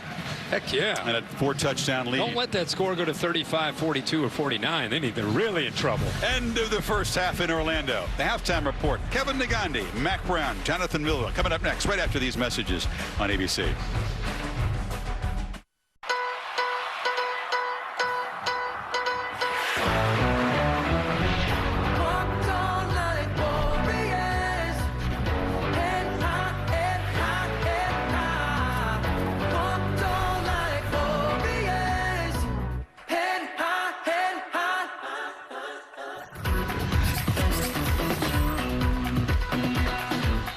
Welcome back to Orlando, the Camping World Kickoff. Chris Fowler, Kirk Herbstreit, and Maria Taylor. 3rd straight season Alabama strolls in as the preseason #1, and what we saw in the first 30 minutes will only strengthen people's belief that this again is the team to beat. Tua Tagovailoa, the first 30 minutes of this season looking a lot like the final 30 minutes of last season. And after all the debate and the controversy, seems pretty clear that the number 13 can play. I thought, Kirk, how can you make a guy that hasn't started a game and played one meaningful half, how could he possibly be a Heisman Trophy favorite? Well, no. Yeah, I think survey's in, and they're off to a good start with their expectations of what he could do. You and I go to their practices when they're closed. We've seen him all of last year. We've walked away from practices kind of raising our eyebrows like, wow, ball didn't touch the ground when he ran that drill. And it's against Alabama's defense. So I'm not surprised at all to see this. It was at the second half against Georgia when they won the championship. It's just watching him all of last year and knowing what's around him that would allow him to give him a chance to be able to make plays like this. Lolovas to boot it away. And taken, that's a fair catch made right at the goal line. Ball come out 25. Here's our Pacific Life game summary. Alabama's defense with all those new guys, but it's the offense, and Tagovailoa who just runs it in. Damien Harris, a nice block, and then you see the beautiful downfield throw late in the half to Judy. Yeah, the accuracy's been there. He's been in rhythm. Defense has made some plays. Nick Saban made it pretty clear walking off the field with Maria. He's not been happy with that first half, even though they came up with some good plays. The one takeaway, they gave Bobby Petrino was dialing up some plays and had some open receivers for his first-year starting quarterback, Puma Pass. Louisville running for just 11 yards in the first half, gained 111 total, and they try it on the ground in the first play of the second half. Maria? Well, Bobby Petrino says coming out of the locker room, his message to his offense was simple. We are hurting ourselves with penalties. We're doing a great job moving the ball up and down the field, but when it comes to impact plays, we're not executing. Defensively, I talked to associate head coach Lorenzo Ward, and he said we can't get discouraged by the big plays. He says as soon as a big play happens, we start playing out of character. We forget our assignments, and we have to find a way to stay in character throughout the entire game. There's another handoff as they test the middle of an Alabama defense with Trey Smith. It'll be another 3rd and long. This was not going to be the game that defines, Louisville's season for sure. You got Indiana State, Western Kentucky, then they get into the conference season. They got the Knowles at home. So no, I think when you take on Alabama in the opening game, it's not always about, especially when it's 28-0. It's not just about this game. It's about competing and fighting and scratching and clawing and growing and trying to get ready for week 2 and beyond. But the running game will remain a question mark for this team, even though it's against a very tough defense. Pass on 3rd down, flips it again across the middle. They got a man wide open. That's Des Fitzpatrick, and those misdirection routes have caught Bama napping a couple times out across the 45. Yeah, that time Mack Wilson was in no man's land. He looked lost. I think there was confusion, and he's supposed to be the guy communicating and understanding what coverage they're in. That time, you had a wide open wide receiver, and these are the things that I think Nick Saban's going to. Saw him walking off the sidelines with Maria at halftime. You could see his eyes, the intensity they had. He was not happy because there were 2 or 3 plays just like that where they left somebody wide open. Very uncharacteristic of an Alabama defense, but speaks to the youth that they have. And now pass under heavy pressure, does a great job to get the ball away to Crum, who makes a catch in Alabama territory. Quentin Williams was in there in a hurry. Yeah, remember Lamar Jackson used to make people miss? This is more like a Ben Roethlisberger. Like, you got me. Yeah, you got me, but I'm an oak tree. So you really can't bring me down. He just stood in there, and there's Williams at 300 pounds or 290 pounds trying to bring down Puma Pass, and he couldn't do it. I don't think Juwan's going to hurdle people in the open field the way Jackson. He'll just run them over. Run him over. They can't bring him down. Day Williams in deep pistol formation on 2nd and 4. There was quick penetration, and a flag comes in right in that offensive pit. They're trying to block Quentin Williams. I thought they actually held him on the play before. Now there is a flag. Offense, number 66. 10-yard penalty. 2nd down. It's the center, Bentley. Petrino wondering if that veteran offensive line, one of the more experienced parts of his team, would be able to handle those guys up front. Knew he had to create some kind of a running game, and now they've run it 13 times for 14 yards. So the answer is no. As much as he believes in his passing game, the scheme itself, and the quarterback tonight, and the receivers, and maybe the potential area to attack Bama with the inexperience in the secondary, but you still have to have some balance. You can't run for 13 yards against Bama and be that one-dimensional and have a chance to be consistent. 2nd and 14. He's going to zone read, a handoff, and Quinnen Williams again. He's considered undersized at what, 289. That's where we are in the SEC in college football. He's a small little guy, 289 in there. When I talked to Tosh LaPointe, the new defensive coordinator, about him, I love he used the term junkyard. I think that sums him up. He's the junkyard dog that doesn't. High compliment, right? That's a great compliment for a defensive lineman. It doesn't get any better than that. That is great. But there are a lot of other bigger, stronger, faster guys on that defensive line that get a lot of attention. And when you bring up Quinnen Williams to the coaches, their eyes light up. They think he could be the best. When you fill in for Deron Payne, there's going to be all eyes on you. High expectations. Good start tonight, and pass bounces off tacklers again, but he's just spinning backwards, and now he's going to be brought down by 3 Bama defenders inside the 30. There's another flag down. And without that running game, Kirk, they are just starting to tee off on this first-time starter. Yep. Holding. Offense. Number 66. Penalties decline. 4th down. Again, that was Bentley. This becomes a nightmare for the guys up front, doesn't it? Oh, it sure does, especially they get you to that 3rd down. They dialed up some pressure. They brought the middle linebacker, Mac Wilson. They had a twist. You can see they moved Quinnen Williams to the outside. Isaiah Buggs comes in through the middle. He gets home and is able to get to the quarterback, but there's pass again. Tough to bring down. It wasn't the most egregious hold I've seen in the pit. King with a low punt. Waddle at the 20. Already made one spectacular return tonight. Shows the quick burst and gets out across the 35-yard line. Tide go back to work, up 28.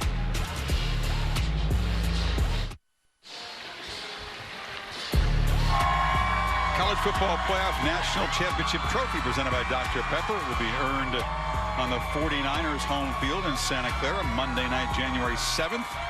Semifinals are on the 29th this year. Saturday, Goodyear Cotton Bowl and the Capital One Orange Bowl. Which 3 teams, Kirk, besides Alabama, are going to be in the bracket? Prepared to make that prediction? Damien Harris barrels out across the 40. Now, Saban hates that kind of talk. It's not even Labor Day, but what we've seen on the field here is just a glimpse. I mean, this defense, he's right, we'll have to tighten things up. Sure. I think most people, before the season started, have Alabama and Clemson in the championship. You know, we'll see in the next couple weeks. Exactly, new blood. It would be the 4th straight year in the playoffs. Well, you know, you want to throw one against the board, or you want to try to think what it's going to be. Tagovailoa downfield, and it's the tight end, Irv Smith. Throw right on the button. They're set up inside the 30. Well, the other thing is you're throwing a lot to wide receivers, throwing to backs. Now you throw to a tight end, and you're throwing the ball downfield. Each one of these guys runs at a different speed. Each one of these guys has different tendencies when they run downfield. Yet he continues to put the ball on the money. Good effort there by Irv Smith to get his hands underneath that football before it hit the ground. Good concentration and arm strength. It's a 32-yard gain. There's a Louisville defender down. It's Michael Boykin, one of the defensive linemen. Already they lost Jonathan Greenard. He's out with a hand injury. We saw him go out and come back with a cast, so he's out for this game, and we don't know how long. And now Boykin helped up. Well, you play these games against Alabama or really any physical team, and you just hope that you can come out of it without some serious injuries. It wasn't the case. Both Florida State and Alabama last year, well, there was so many key guys knocked out of the game. Francois for the Noles. Bama lost 4 linebackers in the game, so you hate to see that. Greenard will be joined on the sidelines by Boykin. Josh Jacobs is the tailback behind Tua. Low snap, he fields it, and Jacobs breaks the tackle and scoots down near a 1st down at the 18.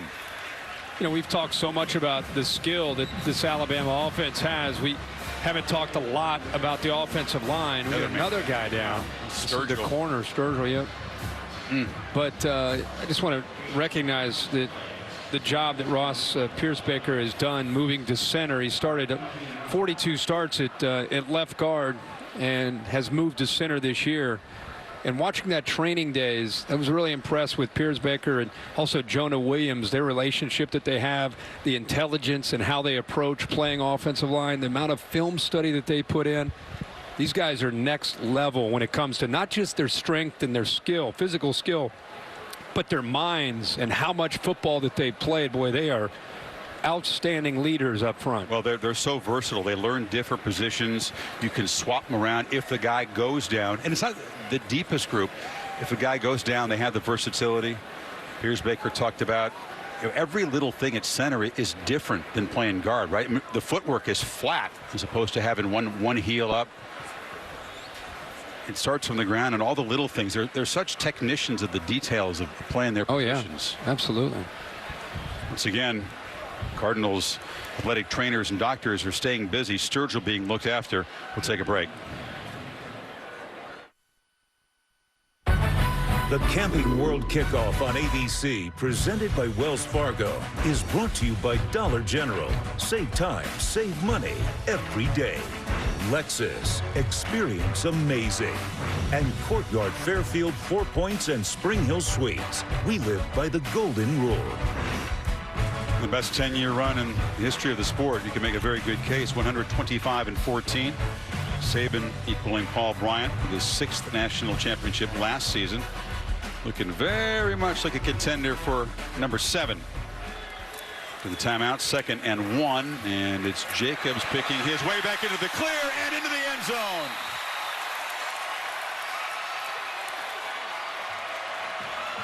Josh Jacobs is a popular guy. He's been hurt so often, Kirk, kept off the field by various injuries. His 2nd touchdown at Bama, and you can see his teammates are excited for him. Yeah, they're fired up for him. It's great to see him healthy, and love to see his tight end, Hale Hinch's 84, blocking without his helmet on. He lost his helmet. He kept going downfield trying to make blocks. I don't need a helmet. I'm just going to knock somebody, hit somebody without the helmet. Jacobs is tough back. Boy, that's your 3rd back. Damien Harris, Najee Harris, Josh Jacobs. Very, very possible that all those guys, as the extra point is missed. Austin Jones, back in his hometown, the transfer from Temple, missed it wide right, so it's 34-0. Yeah, he's going to end up bouncing it to the outside, but watch the tight end, Henches here. Does a nice job of coming off the ball, a nice drive block, loses his helmet, but he's not going to give up on the play. He's still looking to try to come up with a block, but Josh Jacobs, his versatility is so impressive. Can catch the ball to the backfield, and well, he's a different back, obviously, when he is healthy. Darren Sproles, like you see the progressive pylon cam. Is that a kind of role reminds you of that, like a low center of gravity kind of guy. Some think you'll have a huge future at the next level, along with Damien and Najee Harris, and also, as we said, Brian Robinson Jr., the hometown guy from Tuscaloosa, who's just a sophomore. He may be a guy we hear from next year or the year after. Yeah, Saban's going to be really, after this game, we always talk about how he sometimes gets even more amped up and fired up about big wins. That extra point, we're going to have to focus on special teams next week. Well, the kicking competition was a close one. Jones, who grew up here in Orlando, got the job over the man kicking off as Scotty Cochran, the strength coach, is in rare form. He's at energy drink number 4 or 5 tonight. This is part of the new rules. You make the fair catch anywhere, and the ball is placed out at the spot it would have been in a touchback. The idea is to reduce the number of collisions that you get on kickoff returns. Data from the NFL suggests that those head injuries occur more often in that play than anything else. So this is one of the new rules in the sport. First time we've seen it play tonight. And Maria has a special guest tonight. It'll be tough for him to watch, though, this. A very special guest. Lamar Jackson, the Heisman Trophy winner, former Louisville Cardinal. And the reason why he's here, Chris, is because he wanted to support Puma Pass in his very first game. What does it mean to you to just be able to be in this moment with him? You know, it means a lot for me, just seeing him out there. Hold on, wait. But, it means a lot for me to be out here, just to support those guys, especially Jawan Pass. He was my roommate when I was here 2 years straight, you know, we always talk, you know, that's like my little brother. You know, I told him when you go out here, you know, just stay calm, have them guys, don't let them get rattled. It's a big game. Everyone know it. They want to see what's going to happen. But, you know, you just got to get the guys together. That's all. He tells me that he talks to you literally every single day. Yeah. We have an offensive interference, but let's talk about what you've seen from Puma so far in this offense. His poise in the pocket. You know, they always say, I'm getting out the pocket and stuff like that when I was in college, but, you know, he stand up in the pocket like Cam Newton, and that's what I call him. I call him Baby Cam. Yeah. What is your expectation for him as this season kind of progresses and he continues to get more snaps under his belt? Just get comfortable. You know, score a lot of touchdowns, win games. That's all. All right, now you just played in your last preseason game. You led your squad to 3 scoring touchdowns. So what is the biggest takeaway from being a pro now? Yeah, I just got comfortable with it. You know, I just slowed everything down. I was kind of getting rattled when I first got in the league, you know, just being so starstruck at the same time, you know, just really not being comfortable because I've been in college 3 years, just getting there and just playing against those guys. It's a lot faster, but, you know, the last 2 weeks, I felt a lot comfortable. You know, I just went out there just try to help my team. My team helped me and came out with victories. Part of becoming a pro is having a guy like Coach Petrino kind of getting you prepared. So how did he get you ready for that moment? You know, just being on me. Even if I think I'm doing something all right, you could have did better. You know Coach P, he a hard coach, but, you know, it's good for players like us, you know, just coming out of college or, you know, just going to that next level because that's what it's all about, worth ethic. Was that your impression of Coach Petrino? Nah, that's not it. He probably going to get on about that. All right, so he's still getting on from Coach Petrino. He's still messing with his former Heisman Trophy winning quarterback, guys. Where's Lamar Grip? A couple hundred miles south of here on the coast. He's a tough guy. It's a warm night for looks like a heavyweight hoodie down there. Well, what a player he was. We called a lot of his big games. He burst onto the scene with that performance at Papa John's Stadium against Florida State. He did. Puma pass. Tough going on 3rd and 26. Escapes. A flag is down back in that holding zone as the Tide beginning to flush out pass more regularly now. Baby Cam Newton. That's not a bad comparison. Yeah, he'll take that. Personal foul. Hands to the face. Defense. Number 33. 15-yard penalty. Be added on to the end of the run. First down. They got Anthony Jennings, so the play will stand, and they'll move it 15 yards to about the 35. Been watching him pretty closely tonight.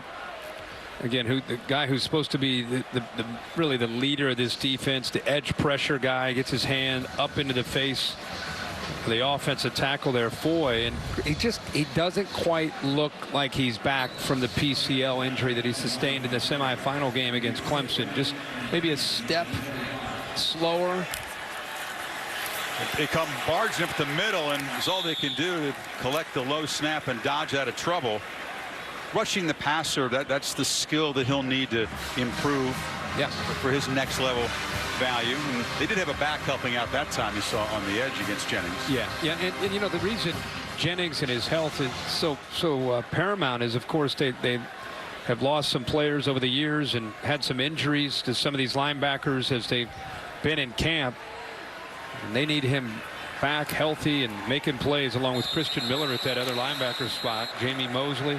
All kind of stuff going off as the Tide came across, and then Cardinals slot receiver took off out of the starting blocks.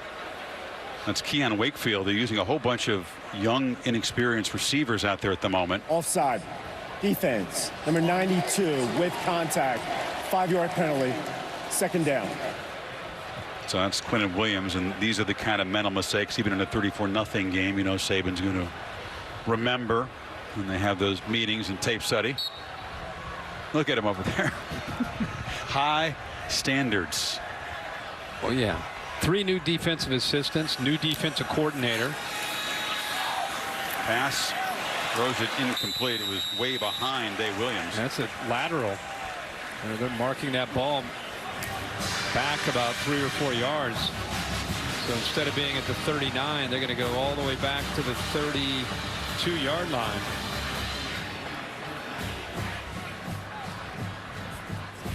Third down from behind the sticks again.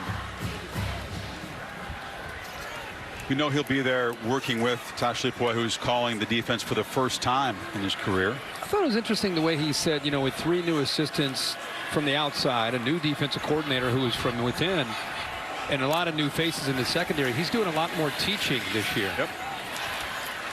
He's always done plenty of teaching. Yeah, but I mean, not just the players, but he's teaching the staffs. Flag way after the incomplete pass. That's Tosh. After the play, unsportsmanlike conduct, defense, number 47, 15-yard penalty, automatic first down. Just That's livid number now. 47's first unsportsmanlike. That's Christian Miller. He is livid. Well, it was a third down. They got off the field. They pride themselves on getting off the field on third down. Miller's one of those guys who's a leader. He's on the Players Council, the guys who give feedback to Saban. That's very, very unusual for him. Yeah, it was just late. It was just well after the whistle. It wasn't vicious. It was just late. Nick Saban, boy, again, he coaches harder, I've always said, when he's up 34-0 than when he's in a 17-13 game. They get one more 15-yard penalty on third down, he's going to lose his mind. And him off the field. Twice. They flip it short. And once again, the catch is made by Dawkins, and he's off and running. Tight ropes down the sidelines, and a touchdown-saving tackle made by Dylan Moses. But now the Cardinals are threatened to get on the board for the first time. And they brought the blitz. Deonte Smith, good recognition. He comes, and once he comes, they get the ball out quickly. You can see the speed of Dawkins. We've got another Alabama player. We got another player down, an Alabama player down. We got actually two players down. As Quinnen Williams is down at the line of scrimmage. And another one down inside the 20. 46-yard gain. That's Mac Wilson. Boy, these are the guys that got hurt in last year's opener against Florida State. You're looking at the right leg of Williams, the guy we were just talking about.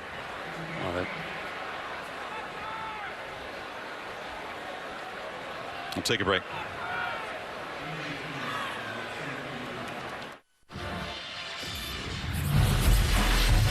Go back to that. Williams got hurt, Kurt. Quinnen Williams right there. Watch the center, 66. Cole Bentley initially high, and once another offensive lineman engages with him, he actually goes low.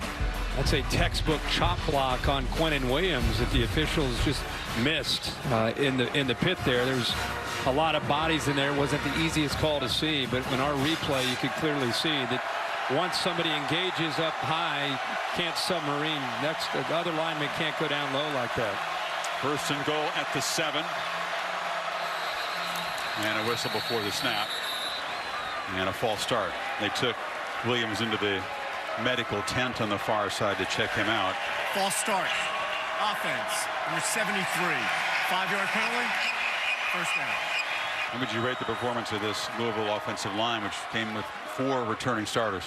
Well, I mean, they're going up against a really, really good defensive front. I mean, you look at Raekwon Davis and Quinnen Williams, Isaiah Buggs, Anthony Jennings. I don't know if they're going to see a better group, but I think it's the miscues that have hurt them as much as anything. Yeah, the mental mistakes. There's been about 5-yard penalties on that group. Christian Miller checks back in. Pass. Steps up, fires across the middle into heavy traffic, incomplete.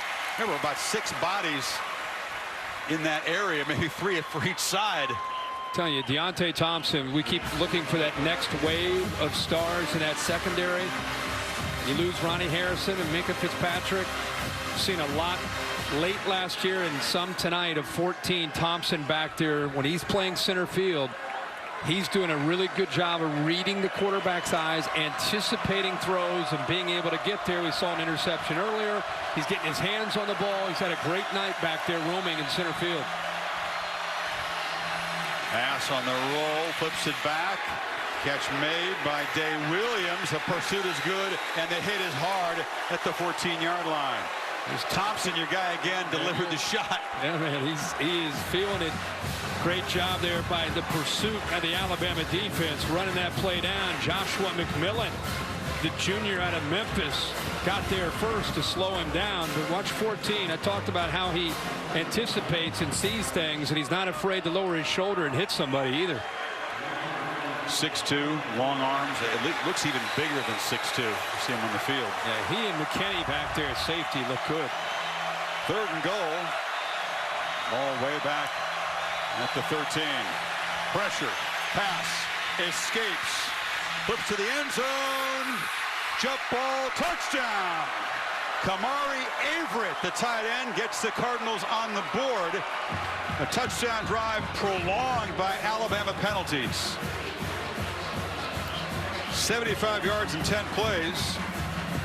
The big assist from the defense. A flag is down. Let's double check if the catch was clean and the feet down. And boom. Does he have possession? Because the foot is clearly down. It completes the process of the catch. You know, I think he may have got up and spun the ball right in front of the referee. This might be a dead ball foul. It is a touchdown. Avery did a good job. Strong hands to keep possession. Okay. He's got it in the hands. The foot goes down. Touchdown. Yep. Touchdown. After the play, unsportsmanlike conduct. Number 11 on Louisville. That is his first of the game. You're right on it, Kirk. He spun it, and that cost him 15 on the kickoff. By the way, how about Puma pass with his first touchdown of the year? Pretty good play. And there's this guy, Lamar Jackson. There, came all this way to watch him. They're one of the first guys to congratulate him. It's kind of like watching your little brother. He worked with him so much as a starting quarterback, and now to see him take over, that was a great play. Stepping up in the pocket, avoiding the pressure, and keeping his eyes downfield to find a big tight end. It's 6'6" target, by the way. The lefty knocks it through. So pass 15 of 27, 183, and a touchdown to go with a pick under heavy pressure. Cassidy Hubbard with your Dr. Pepper Championship Drive update. Cincinnati, UCLA. Dorian Thompson-Robinson in for the injured Wilton Speight. He gets sacked, fumbles into the end zone. UCLA recovers for the safety, and Chip Kelly loses his head coaching debut with the Bruins 26-17. Chris, Herbie, Maria, back to you. Pac-12, some tough results this opening weekend of college football. Boy, Saban lit into the defensive backs, and sure Locksley, boy, the times the point right now. I'm going to jump on the bench and gather everybody around and drive the point home. He's still going after that defense over on the sidelines. His first game as a coordinator. Both coordinators came, as you said, as analysts, then assistants, and then coordinators. It was a pretty rapid ascent for both Locksley and LaCroix. Kickoff, because of the penalty, is deep, and Josh Jacobs with a running start fields it. Jacobs, big momentum, bouncing off people. Jacobs into the secondary. A convoy escapes and will take it to the house.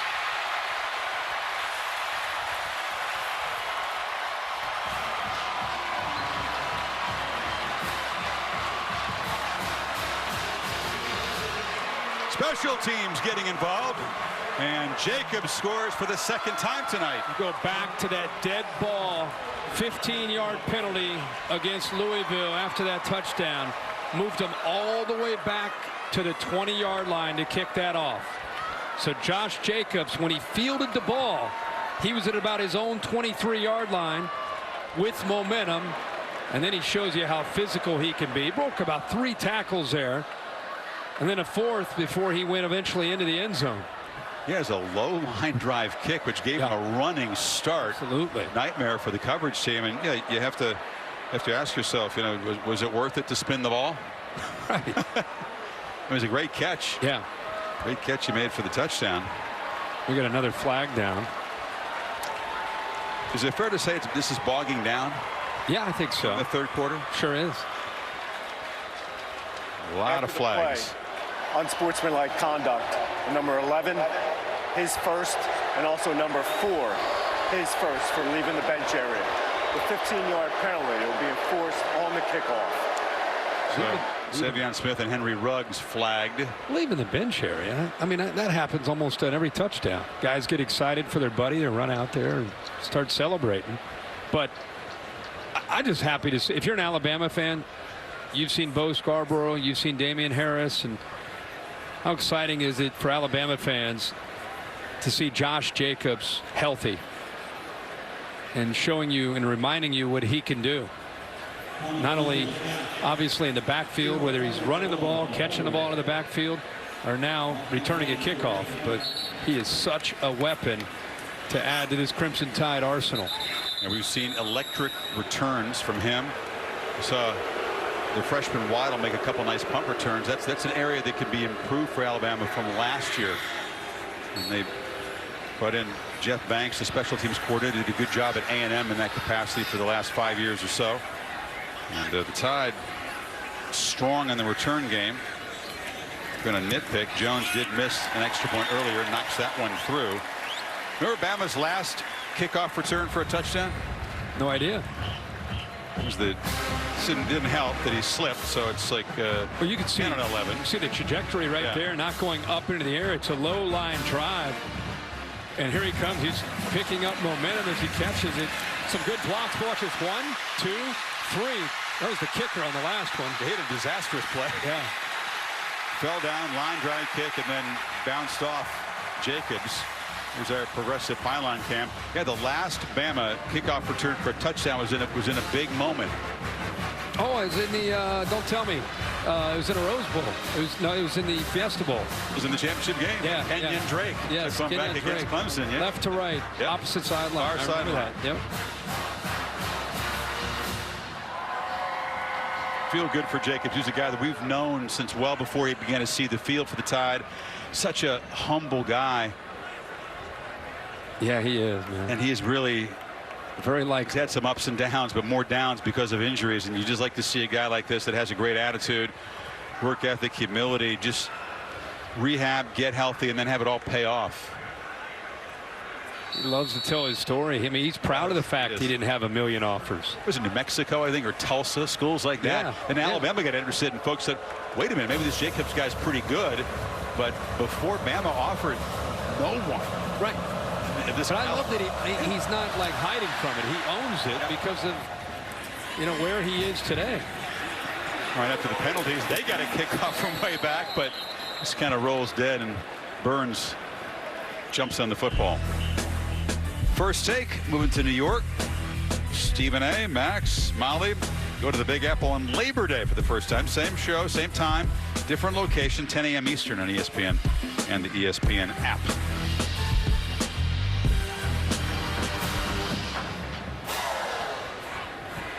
Remember I said in the first quarter when Bama gets up on you, it was 14-0, just like that. They're not one of these programs that when they get up on you, they just tend to let's take our foot off the accelerator. In fact, the way their defense played that last series, I'll be very surprised if they don't come out here with a little bit of a different energy about them. Good point. Day Williams, first down carry, battles to get just a yard. That's a very good bet. They'll be inspired. Forget what's on the scoreboard after the chewing they just got after the last. Yeah, I mean, it was a combination of Nick Saban and then Tosh Lupoi. We talked about that, and let's see how they play here after that touchdown and then after what they experienced on the sideline from the coaches. They don't look at the scoreboard. The process. Compete. Still see the first unit, much of the first unit out there. Pass, heavy pressure, spun down. It'll be a sack and a short loss. Maria? Well, you talk about not looking at the scoreboard. After giving up that touchdown, Nick Saban gathered his entire defense together and gave them a little something to think about the next time they went on the field. Tosh Lupoi doing the same thing and telling guys, hey, if you don't tighten up right now, you won't play next week. Like, we still need to execute out here. Arkansas State's next week. Ole Miss on September the 15th on the road is their conference opener. Rebels with an upset win over Texas Tech, one going away. There's underdogs in that game today. 3rd and 11. ISO on Saban as pass is pressured again, and a much more inspired Alabama defense. That was big old Isaiah Buggs out of Ruston, Louisiana with the sack. That was first guess. Like we talked about when they came out on the field. All right, now we're going to see this defense play with a different attitude after the touchdown, and they got him to 3rd down. They got a good push up the middle. You know, Pass has been stepping up into that pocket and buying time when he's gotten edge pressure. This time he steps up into the pocket, and Isaiah Buggs is right there along with Raekwon Davis. Nowhere for him to go. Just a 4-man rush, contributing to the 3rd sack for the Crimson Tide tonight. Jalen Waddle, having seen what Jacobs just did, will not take a chance on a return, makes a fair catch at the 42-yard line. ABC. Kirk, we have to find a place in Tallahassee as we do the prep for the Seminoles and the Hokies to watch the Sunday night kickoff matchup. Miami and LSU from Arlington, Texas. Coverage begins at 7:30 on ABC. What's your pick on that? Pick on game day. You picked that game? Yeah. No, Miami LSU. Oh, the Miami. Yeah, Miami LSU. I think Miami's defense is going to get it done. You know, I think that they've got enough experience, I think, coming back, where Joe Burrow, the transfer from Ohio State, makes his first career start. I think it's going to be a good matchup. Jalen Hurts back at quarterback. Najee Harris is the tailback. They fake it to him, and Hurts takes off. Looked like a design run. Gets a nice block on the edge from Ruggs and scoots out. There is a flag down.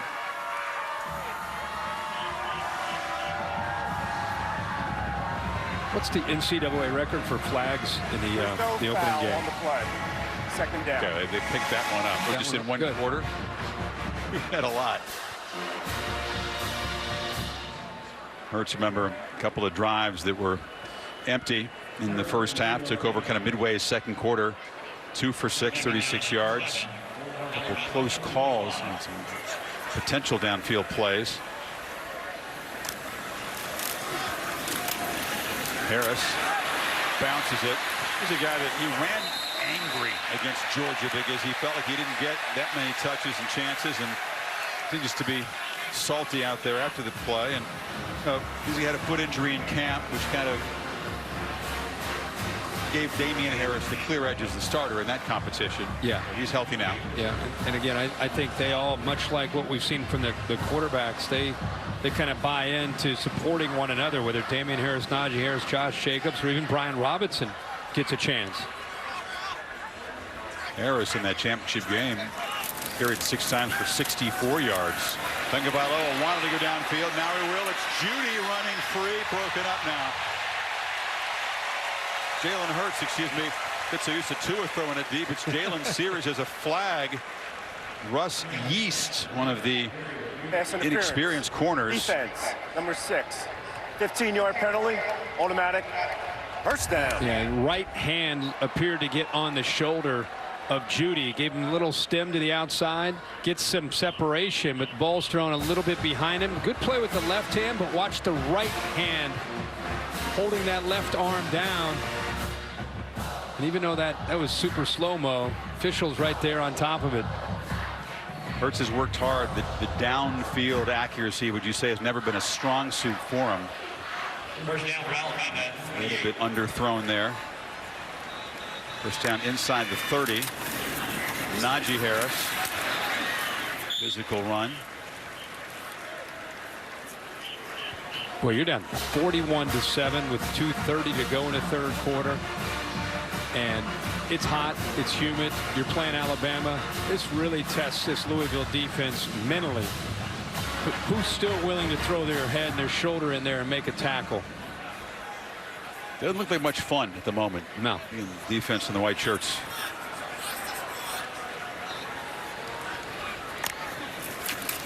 And these fresh running backs coming at you, too. All these guys well rested. Harris stacked up right at the line of scrimmage. It's a Louisville team that goes up against heavyweights like Clemson and Florida State in their division. They feel like they've had decent results against those kinds of talented programs. That's the foundation for what Petrino was trying to instill, the belief, the swagger that he felt his Arkansas teams never quite had when they took on the Crimson Tide, but a whole nother deal once the game starts. Yeah. 3rd and 6.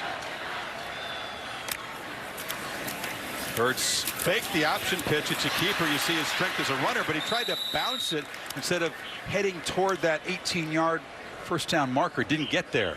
I'm surprised he didn't turn upfield, lower his shoulder, and try to fight for that first down. As you said, he tried to bounce it to the outside. There's no room to the outside, loses his balance. We're going to see Austin Jones. Lost his grandmother recently. The family's from here in Orlando. Did not come home for the funeral, wanted to, and his grandpa said, no, Austin, you got a job to do. You need to stay in Tuscaloosa, try to win the kicking job. That's what your grandma would have wanted. An emotional time for him in this homecoming game. He'd love to knock one through. And there's a timeout on the field before this 39-yard field goal attempt. Well, Alabama came in, Kirk, favored for a reason. I think you suspected that it was going to be Tua, and that when he got in there it was going to look a lot like this. Anything else surprise you from what you've seen from the Alabama side tonight? Some of the breakdowns on the defense. I think it's a combination of breaking in some new faces, communication with a new defensive coordinator, but really you got to get Bobby Petrino, who's had an entire offseason, to get ready to come up with some plays and personnel groupings to create confusion. So I think that's the thing. Anytime you can win in week 1 and get your team's attention with some mistakes they made, that's where you can really grow. So yeah, I mean, kind of business as usual in my opinion with Tua out there, but the defense making some of those errors and giving up some yards through the air and missed assignments, that'll be addressed by Nick Saban and his staff. Here's Jones, who once made 19 field goals in a row when he was at Temple. 50 in his career. Knocks one through. So a nice moment for the kicker from Orlando, and he gets congratulated by his teammates. It'll make the Tide fans feel better, but the field goal kicking, which wasn't always rock solid a year ago. The Allstate bus here in Orlando. We'll head up to Tallahassee after the ball game. Keeping up with all the mayhem on a busy Saturday. Kirk, you got the Allstate Mayhem Moment. Yeah, and we're getting something new this year with Allstate. The Mayhem Moment could be a big upset. It could be a Hail Mary. It could be anything. And my Mayhem Moment is Texas and Maryland for the second year in a row. A knockoff to Texas Longhorns. They beat them in Austin last year. This time they beat them at home. That interception sealed the deal, but who would have seen that? I saw a stat that Maryland against ranked teams 2-22 last 24 games. Both wins coming against Texas. The Longhorns were ranked.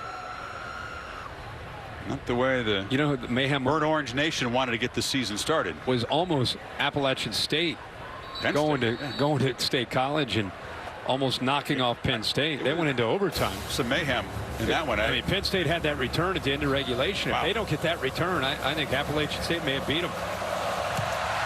Shades of the stunner in the big house, except this wasn't a blocked field goal. This was about 500 yards on offense for him.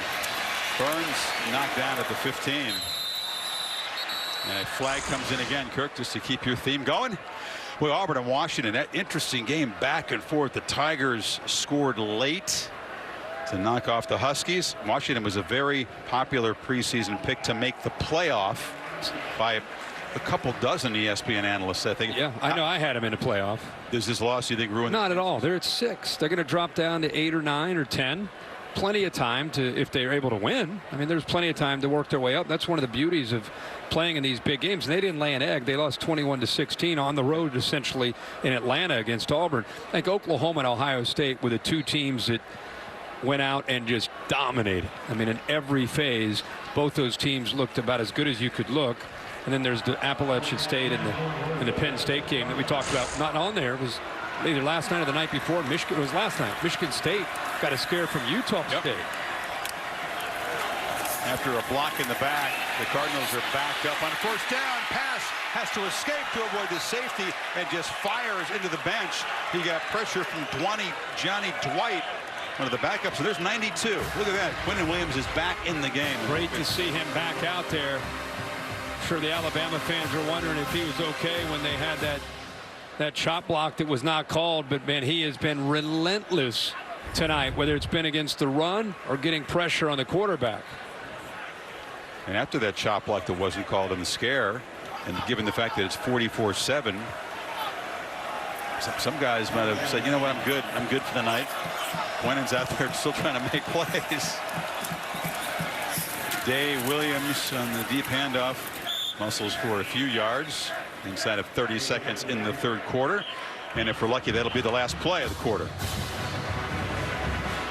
It's bogged down, my friend. It's bogged down. There's been a few flags, if you hadn't noticed. Come on now. No, it's been some dudes down on the field and some flags. It's past 11, my friend. Yep, there's a pass and a catch made. He's running out of bounds is Fitzpatrick, and a flag is down again.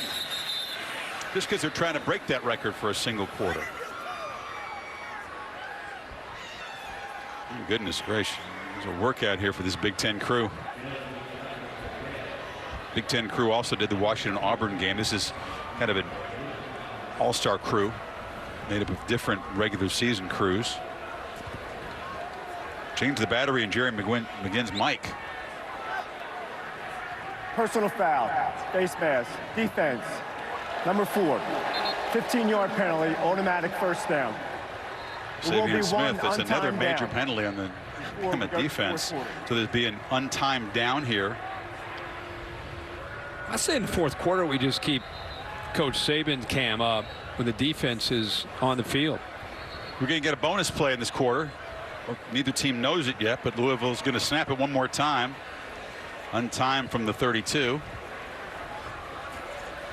Saban cam's a good idea. I think just to see the facial expressions. He wants an explanation on that one, though. Saban, new contract extended 8 more years now. $74 million. He serves out that whole deal. Worth it. This is the final play of the third quarter. Incomplete pass as the Tide adds 16 points to the lead. Cardinals do get on the board, but it is 44-7. Back after this message and a word from your local ABC station.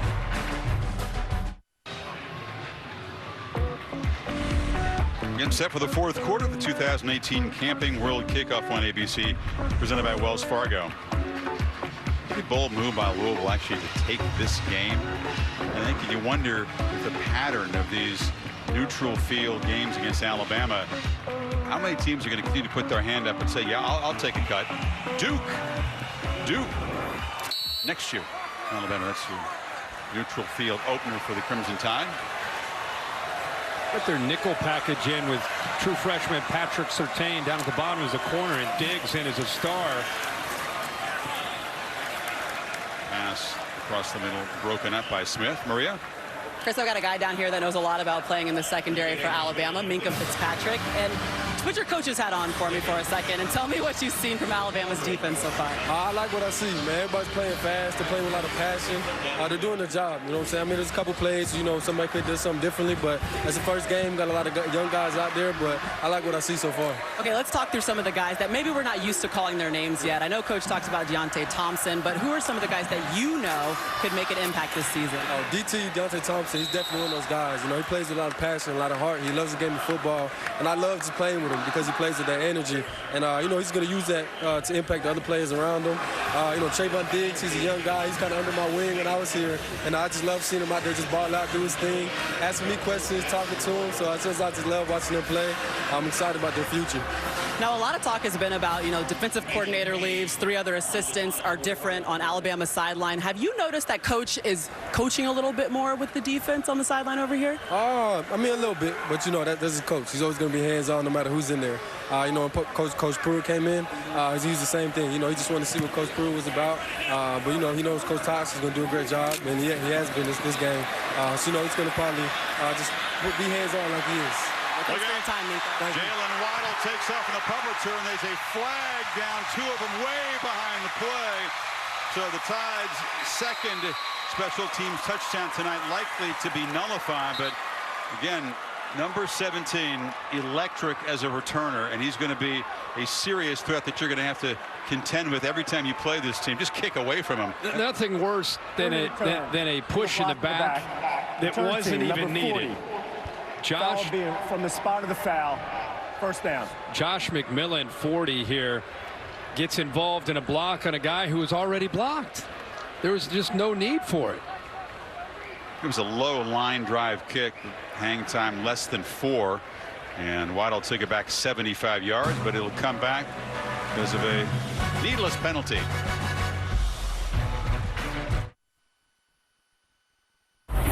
Cassidy Hubbard with your studio update to South Bend. With a minute to go, Michigan's Shea Patterson trying to lead a game-tying drive, but coughs it up, and the Fighting Irish stave off the comeback and get the 24-17 win. Chris, Herbie, Maria, back to you. And Michigan ended up making it a game, but the Ole Miss transfer fumbles late. Hurts at quarterback on a slant. Catch for short gain. Henry Ruggs. Irish, it'll boost the optimism of their fan base with that victory. A couple of games in a few weeks' time. They got Stanford at home, then at Virginia Tech. Defense, new defensive coordinator. It's like they're flying around tonight, getting all over Shea Patterson. For Jim Harbaugh, after the offseason he had, really the last thing he wanted to do is start off 0-1 with a loss in South Bend.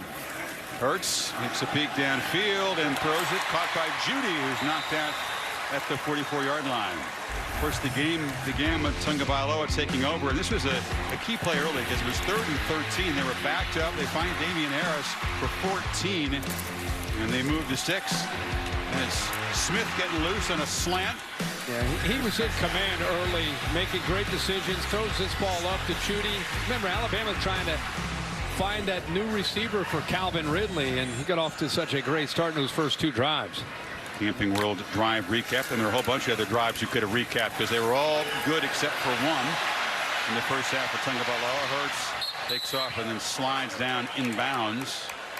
And again, we talked a little bit earlier about a difference between Tua seeing the field and Jaylon still trying to feel things out. Look how the back is designed for him to do this, to go right down the middle of the field. The safety comes up, and watch Jaylon give up on it and take off. You have Najee Harris kind of raising his arms saying, hey, man, I'm open, I'm open. If he sees that, or if Tua's in the game, that's a touchdown for Alabama. It's part of the deal they'll dissect too. It's not just the stats, it's the plays not made. Robinson hangs up in there, gets into Louisville territory. And honestly, as good as he has played in the last 2 years, 26-2 as a starter, there have been a lot of moments during his career where they've had open receivers where he's had to pull the ball down and run instead of finding some of those options. And that's what opened the door for Tua in the Georgia game in a national title. And that's what's opened the door for Tua to win the job this year. And Kiffin was there in 2014. And they threw it for 278, Kirk. But would you say for the most part the last few years, the passing game has been tactical, efficient, complemented the running game. Robinson bangs ahead. You think it could be something much more than that now? Yeah. I mean, that's a whole different game that you're trying to defend. Bama in the past has been, of course, the running game, but it's been more about defense, special teams, field position, running game, and Jalen Hurts being smart, throwing the ball, not turning the ball over. But a punt is an okay thing.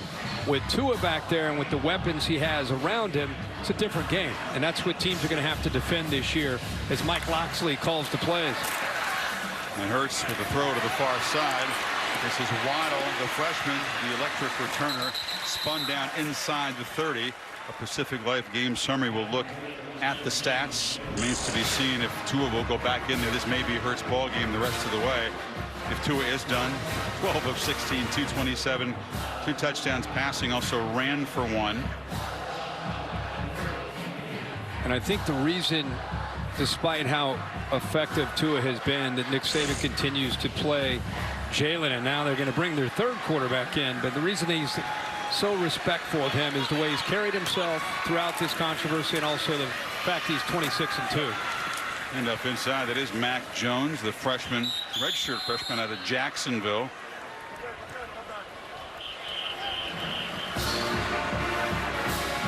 You know, Hurts, remember, he was the 3rd guy in the depth chart in the opening game against USC a few years back. Blake Barnett was in there. Sure was. By the way, the guy that Mac Jones is handing the ball off to, local product, Brian Robinson. I've done their spring games the last couple years from the field level, right behind the offensive huddle. He is an impressive back. I know he's the 4th string at Alabama, but he could go a lot of places and have a chance to play. Think about Loa and Hurts. This is shots of them stooping on their relationship and what they're going through during the game. By the way, that you don't always see that. That's really cool to see, where you have 2 guys that want to be the guy, one guy emerges to become the guy, and yet they still have that kind of relationship. It's not always apparent. Here it is.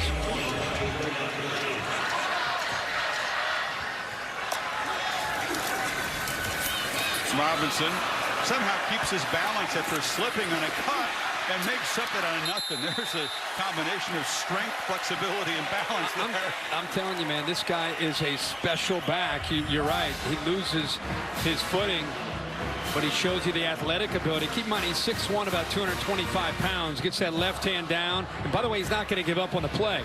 He gets off of that. Now he's going to lower his shoulder and try and go over the top of a defensive back. He doesn't get a lot of carries, and when he does, he's going to make the most of them. Harris averaging 7.9 tonight. Jacobs 7.5. Robinson 6.4. Robinson again bowling ahead in heavy traffic, just not quitting on that run either. Down to the 5. Look, they're all hungry for carries. You think they're going to take one carry off? That's the problem for a defense, among others. And you face this team every time one of these running backs gets the ball. He wants to make the most of that carry. Absolutely. I mean, that's part of what's great about having 4 backs. But when you look at his body, how strong he is, he's a handful to bring down. So Mac Jones trying to be part of a touchdown drive in this opener. Takes off up the middle and squirts for a couple to the 3. Time-consuming drive. This is going to be the 12th play coming up. More than 6 minutes, just what the doctor ordered. I know the focus at quarterback's been about Tagovailoa and Hurts, but again, just because I've been around a lot and seen this kid Mac Jones out of Jacksonville, another guy who has a very firm understanding of the offensive scheme. Reads defenses quickly. You're not losing a whole lot when 10 goes out there to play quarterback.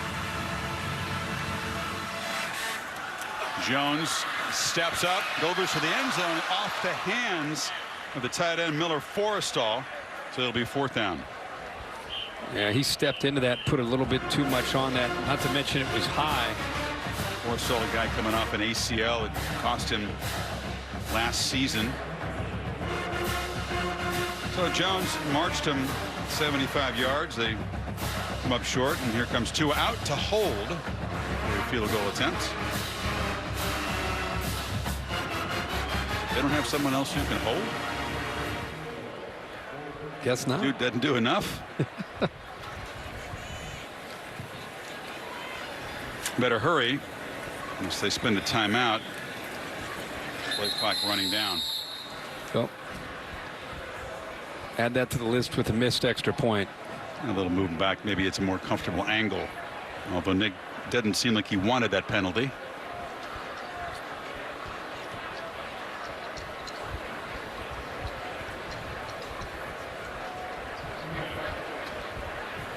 Look at this Alabama schedule, Kirk. It's not too early to start looking ahead at who will be able to challenge them. Who will be able to go toe-to-toe with the Tide. Name some teams. Go down the list. We'll do that. We'll visit their schedule when we come back, as this one slides outside the upright. So Austin Jones misses it, and it's still 44-7. And Saban has one more thing to write down on his list.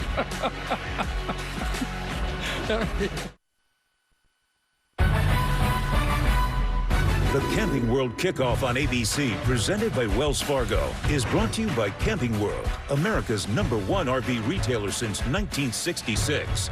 Wells Fargo, established 1852, we established 2018. And Pacific Life, experience the power of Pacific. Athletes all over the place at Alabama. It's impressive. That's the most impressive thing I've seen all night. I mean, Tua's had a good night, but holy cow. Aerial coverage provided by Goodyear. Keep pushing day in, day out on the field and on tires you can trust to help you go the distance. Goodyear, more driven. It's Blint Worthy over there. You see how much air he got? That's on AstroTurf. Gotta be. Well, Saban in that time out there in order got in the ear of Tagovailoa, the holder, blew up Thomas Fletcher, the snapper on the field goal, and the special teams coach. Pass over the middle, and it's an easy interception. Thrown up and picked up by Shaheem Carter, who's got a convoy, and he just might score. Yep, the defense gets in the end zone. How about his reaction? All right, go for one. Shaheem Carter comes from Kentwood, Louisiana. He and Devante Smith, both from the same area. They had a parade for those guys in the heart of LSU country to celebrate the two local kids who were a big part of the national championship. This was the easiest pick you'll ever make. Yeah, it sure was. Pass with one of the few errors that he's made all night. He just floated that right over the middle of this defense, and Carter's able to step in front of it. Easy play for him, and then showing some athletic ability going down that right sideline for the touchdown. Cool to see Minka Fitzpatrick out there giving him the high five as he comes off the field. The whole team's fired up. So the special teams touchdown. Defense has taken one back. And the extra point is good that time. I hope that snapper belt out there. Tied. Half 100 plus 1.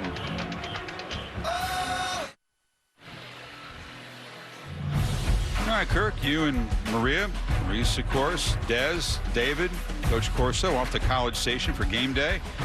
Number 2, Clemson. It's another Dabo versus Jimbo reunion. Change of senior for Fisher. 9 a.m. on Eastern. You'll be at the U.S. Open Finals when Saturday, or? I will be. Yeah, Reese will be calling that game. That's an ESPN primetime game at 7 Eastern. Interesting one. You and Tommy have one more week till you put tennis to the side and get back to college football full time. Big championship weekend. I can't wait. This is a great week for me with U.S. Open. I'm dialed in. Hassan Hall takes it back and gets to the sideline. Hall is loose, hurdles over the kicker and gets down inside the 40. Sky Cochran, the unique strength coach of Bama, allowed us to put a mic on him pregame. It's about that time. Give me one. Ah! Need 3 of them. Yes! Eddie, don't freaking move. Yes, sir. Fast and physical tonight. I've been waiting so long. You need your chest? Just give me that. Give me that. Let's go, dog. Let's go. He gets all fueled up for this minute. How does he still have a voice after all these years? He's been doing that forever. Yeah, you see Jeff Purington eyeing him down there, the associate ADs at Alabama. We'll say this, though. Everybody wants to know what Alabama's about, how they built this dynasty. And by the way, it's not trending down. It's, if anything, they're right in the middle of it. Pass to Devante Pete. I have my theory. I'm sure you do, everybody. From what I've seen, it's a combination of a bunch of things. They obviously can evaluate talent. They recruit relentless with Nick Saban leading the way. And development in the weight room, their minds, and also their bodies has a lot to do with what we've seen from Scott Cochran, who's done an amazing job with these guys. Yep. And I think also the players having ownership. You know, like we see all these alumni here, these former players. This is typically the great teams are self-policed. We've seen that firsthand, where the players lead as much as the coaches do. And when you have that year after year after year, well, it becomes really a lethal combination. But he's a big part of it, along with obviously the king, Nick Saban. Cochran trying to get the defense fired up to keep Louisville out of the end zone. It's a 61-yard return. Holden Wilson runs it down inside the 5. Is he going to keep the 4 fingers in the air for the rest of the 7 minutes? Yeah, I think he does that for the whole 15 minutes. Yeah, I think he goes whole fourth quarter. But most people, if you don't know, the strength coaches around these players much more than Saban and the assistant coaches, because in the offseason, a lot of the coaches can't have contact by rule, and they're in that weight room all the time with Cochran. The reason he holds that 4 up is to remind the players, all those fourth quarter conditioning drills they do, that we own the fourth quarter. So that's what he's trying to remind them. 2nd and goal. Owen Wilson knocked down for a short gain. It's going to be tough to get it in, testing the middle of this defense.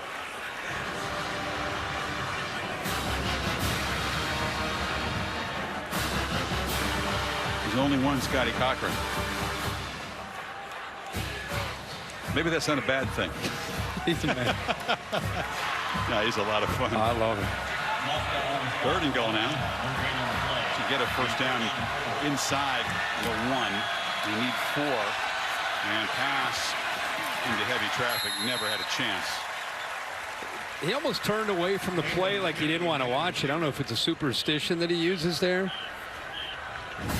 4th down right here. This means a lot to him that this defense keeps Louisville out of the end zone. Yeah, again, they don't let up.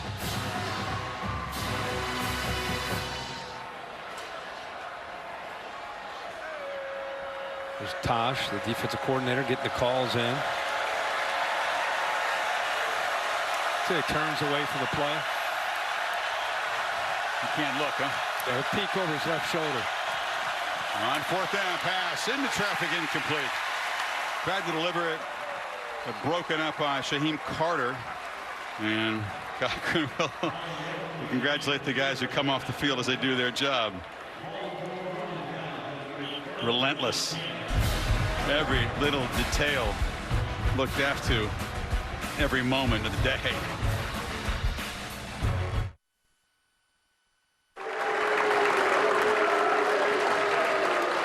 When I play against somebody and we line up and you're guarding me, my whole purpose was to get you to reconsider your life choice to play basketball. You know, and that was my mentality going into every single game, is just to absolutely obliterate this guy. Part of a visit, I may have seen some of it on training days. And Saban told me that Kobe Bryant's message was so powerful. Every guy's eyes were on him, and he said that Kobe thought of motivational things that he had never thought of. And Saban's made a career of, finding ways to reach players, to deliver messages. That Bryant talked about, you need to edit your lifestyle. You get in season, edit all the things out that are non-essential, that don't contribute to you being a champion. And how excellence was relentless, takes no time off. That's right up Saban's alley. It's right up my alley with my kids. Maybe Kobe can pay you a visit over to Nashville. I've used that. Get Scotty Cochran down there to get him to We have. We're going to do it again. You have? Oh, yeah. Cochran's worked out your boys? Yeah. Oh, yeah. For sure. If I could send them down there once a week, I would. Send them down there, let them clean them up a little bit, send them back. I'd have no problem with that. Saban over there still coaching. Mac Jones, the third quarterback, back in the ball game. Figures to do some handing off. This is Brian Robinson getting some touches, and they don't convert on the 3rd and 6. So here comes the punt team.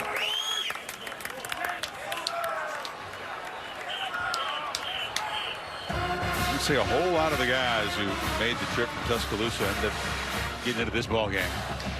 I was going to ask Bear. We've done Alabama in the first week, going way back a lot of times. I'm trying to remember if there's ever been a game where we didn't start showing elements like Kobe Bryant and different things. I think they win almost every. I think we come with a full bucket and then we empty it, because this is usually what happens.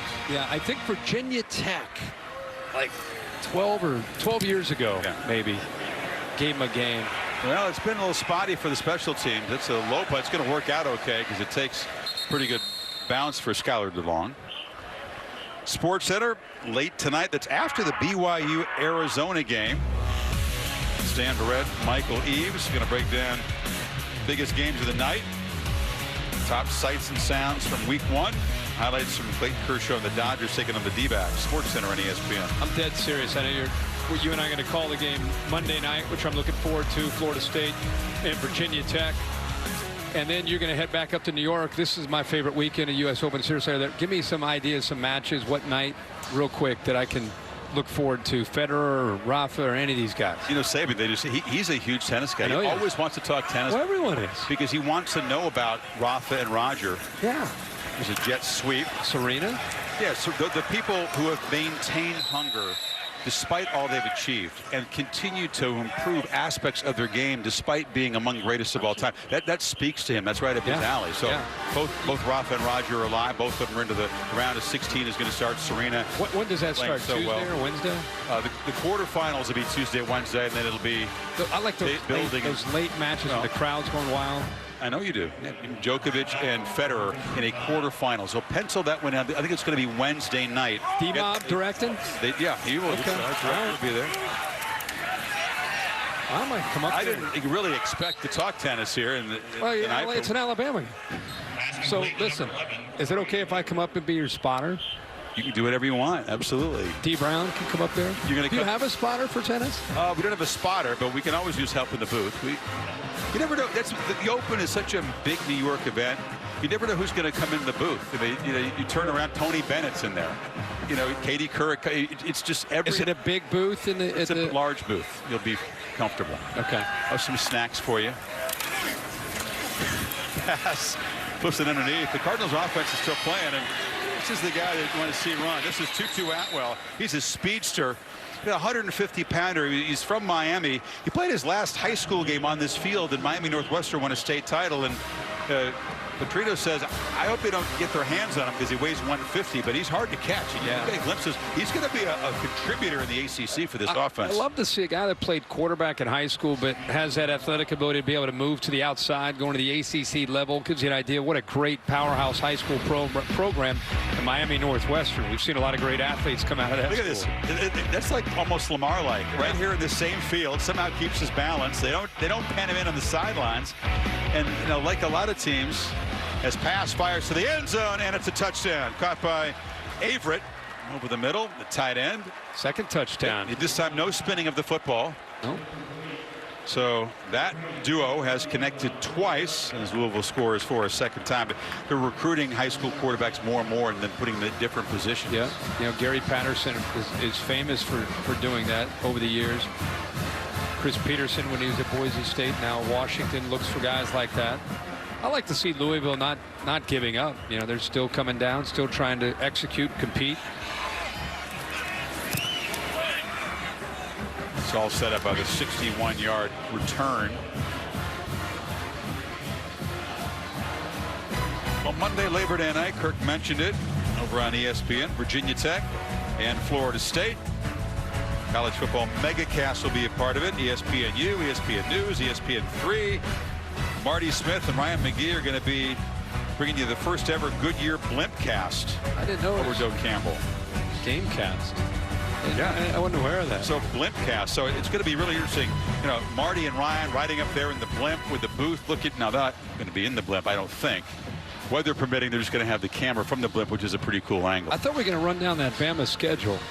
We'll run down the schedule. Okay, because I'm anxious to see what they have left and what Louisville, what they're going to have to deal with once they get into conference play. You see the total yards here, 509 as they've throttled back a bit. Again, if they kept the pedal of the metal, you're talking about maybe a 700-800 yard night if they'd wanted to. That's how dominant they were. But the traps in the SEC are familiar. One thing when you look at Alabama's schedule, the road games that they have are against people like Arkansas and Tennessee. Ole Miss. They're the bottom of the division. They do have LSU November the 3rd in Baton Rouge.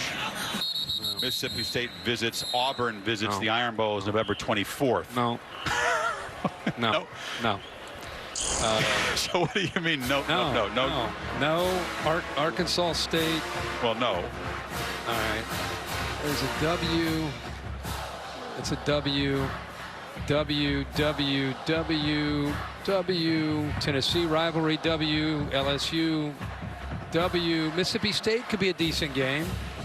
Okay, off week, and then get ready for a showdown. That's the one game of the year, but it's at home that they might get challenged before they go to Atlanta and play Georgia. This is going to be the 74th consecutive win by Alabama over unranked teams. That is an all-time record. You realize that they have lost one game to teams ranked outside the top 15 in the last 10 years. It was South Carolina in 2010. That was an Alshon Jeffrey, the game day game, I think. That's the only time that a team outside the top 15 has beaten Bama in 10 years. In that same span, no other team has lost fewer than 10 games. That shows you the gap. It's a staggering comparison. It's called avoiding complacency. Yes. That's why we have a little fun with Saban and the staff about sweating every detail, but this is what happens. Yeah, it's what happens. Cassidy Hubbard has the Ford wrap-up show right after the game. We were counting down to the final. And by the time he gets done with these boys after watching film, they're going to think they lost 51-14 when they show up next week. They're going to take a lot of body blows in the film room. Look out, Arkansas State, huh? I feel bad for them. But you know what? He's cool. He'll pull off at halftime. They'll pull back. You know, he had that training days. He was wearing a mic for about 26 days. And the point was to show that they do have fun, because you see the intensity and you see the hollering. And look, he is intense. But he was trying to counter the negative recruiting by saying we also have some fun at Alabama. It's not all a grind. It's not all hard work. And that show did kind of serve the purpose Saban was trying to get across, that you can have some fun there, but it's really about championships. Let's be honest. Yeah, they'll go out in the boat once in a while. He likes to try to wreck the guys when they're out there, pouring them around. Takes pride in that. Fun for him. Well, the Tide rolled as Tagovailoa was just absolutely superb when he was in there. I mean, almost unstoppable offense when number 13 was running the show. Let's go down to Maria with Coach Saban. All right, Coach, everyone had questions about who was going to start at quarterback when this game started. What answers did you have about your quarterbacks after watching both of them play tonight? Well, I still like both guys. I think both guys are good players. I think both guys can help our team. All right, so why do you continually try to get me to say something that doesn't respect one of them? I'm not going to, so quit asking. I hear you. Over 500 yards of total offense. What did you see from the entire unit then? Well, I thought when we executed and did what we were supposed to do, we played pretty well. We had way too many penalties in the game. I shot ourselves in the foot a bunch, made a lot of errors on defense. We got a lot of work to do for the challenges ahead. What's the biggest improvement that defense can make then? I couldn't hear what you said. What's the biggest improvement that defense can make? Well, I think there's too many mental errors, you know, turning guys loose. When you see somebody running open and nobody's covering them, somebody messed up. All right, thanks for your time, Coach. Thank you. Okay, so Coach a little salty. Maria showing her resilience there. Is Saban going to have any fun this year? I mean, seriously, because this quarterback thing is going to linger. He has massive respect for Jalen Hurts. Tagovailoa obviously is a transcendent quarterback throwing the football. Couple things. Number one, Maria just stood right in the pocket. She did.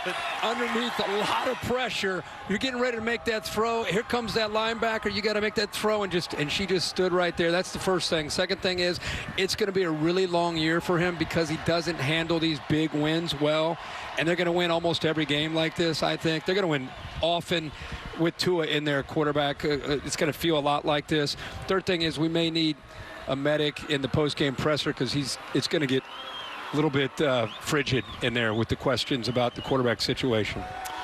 Not the last question about Tua and the QBs he's going to hear tonight, so yeah, that could be interesting. In the meantime, Tide off and rolling 51-14 over Louisville. Tonight's game produced by Bill Bunnell, directed by Derek Mobley.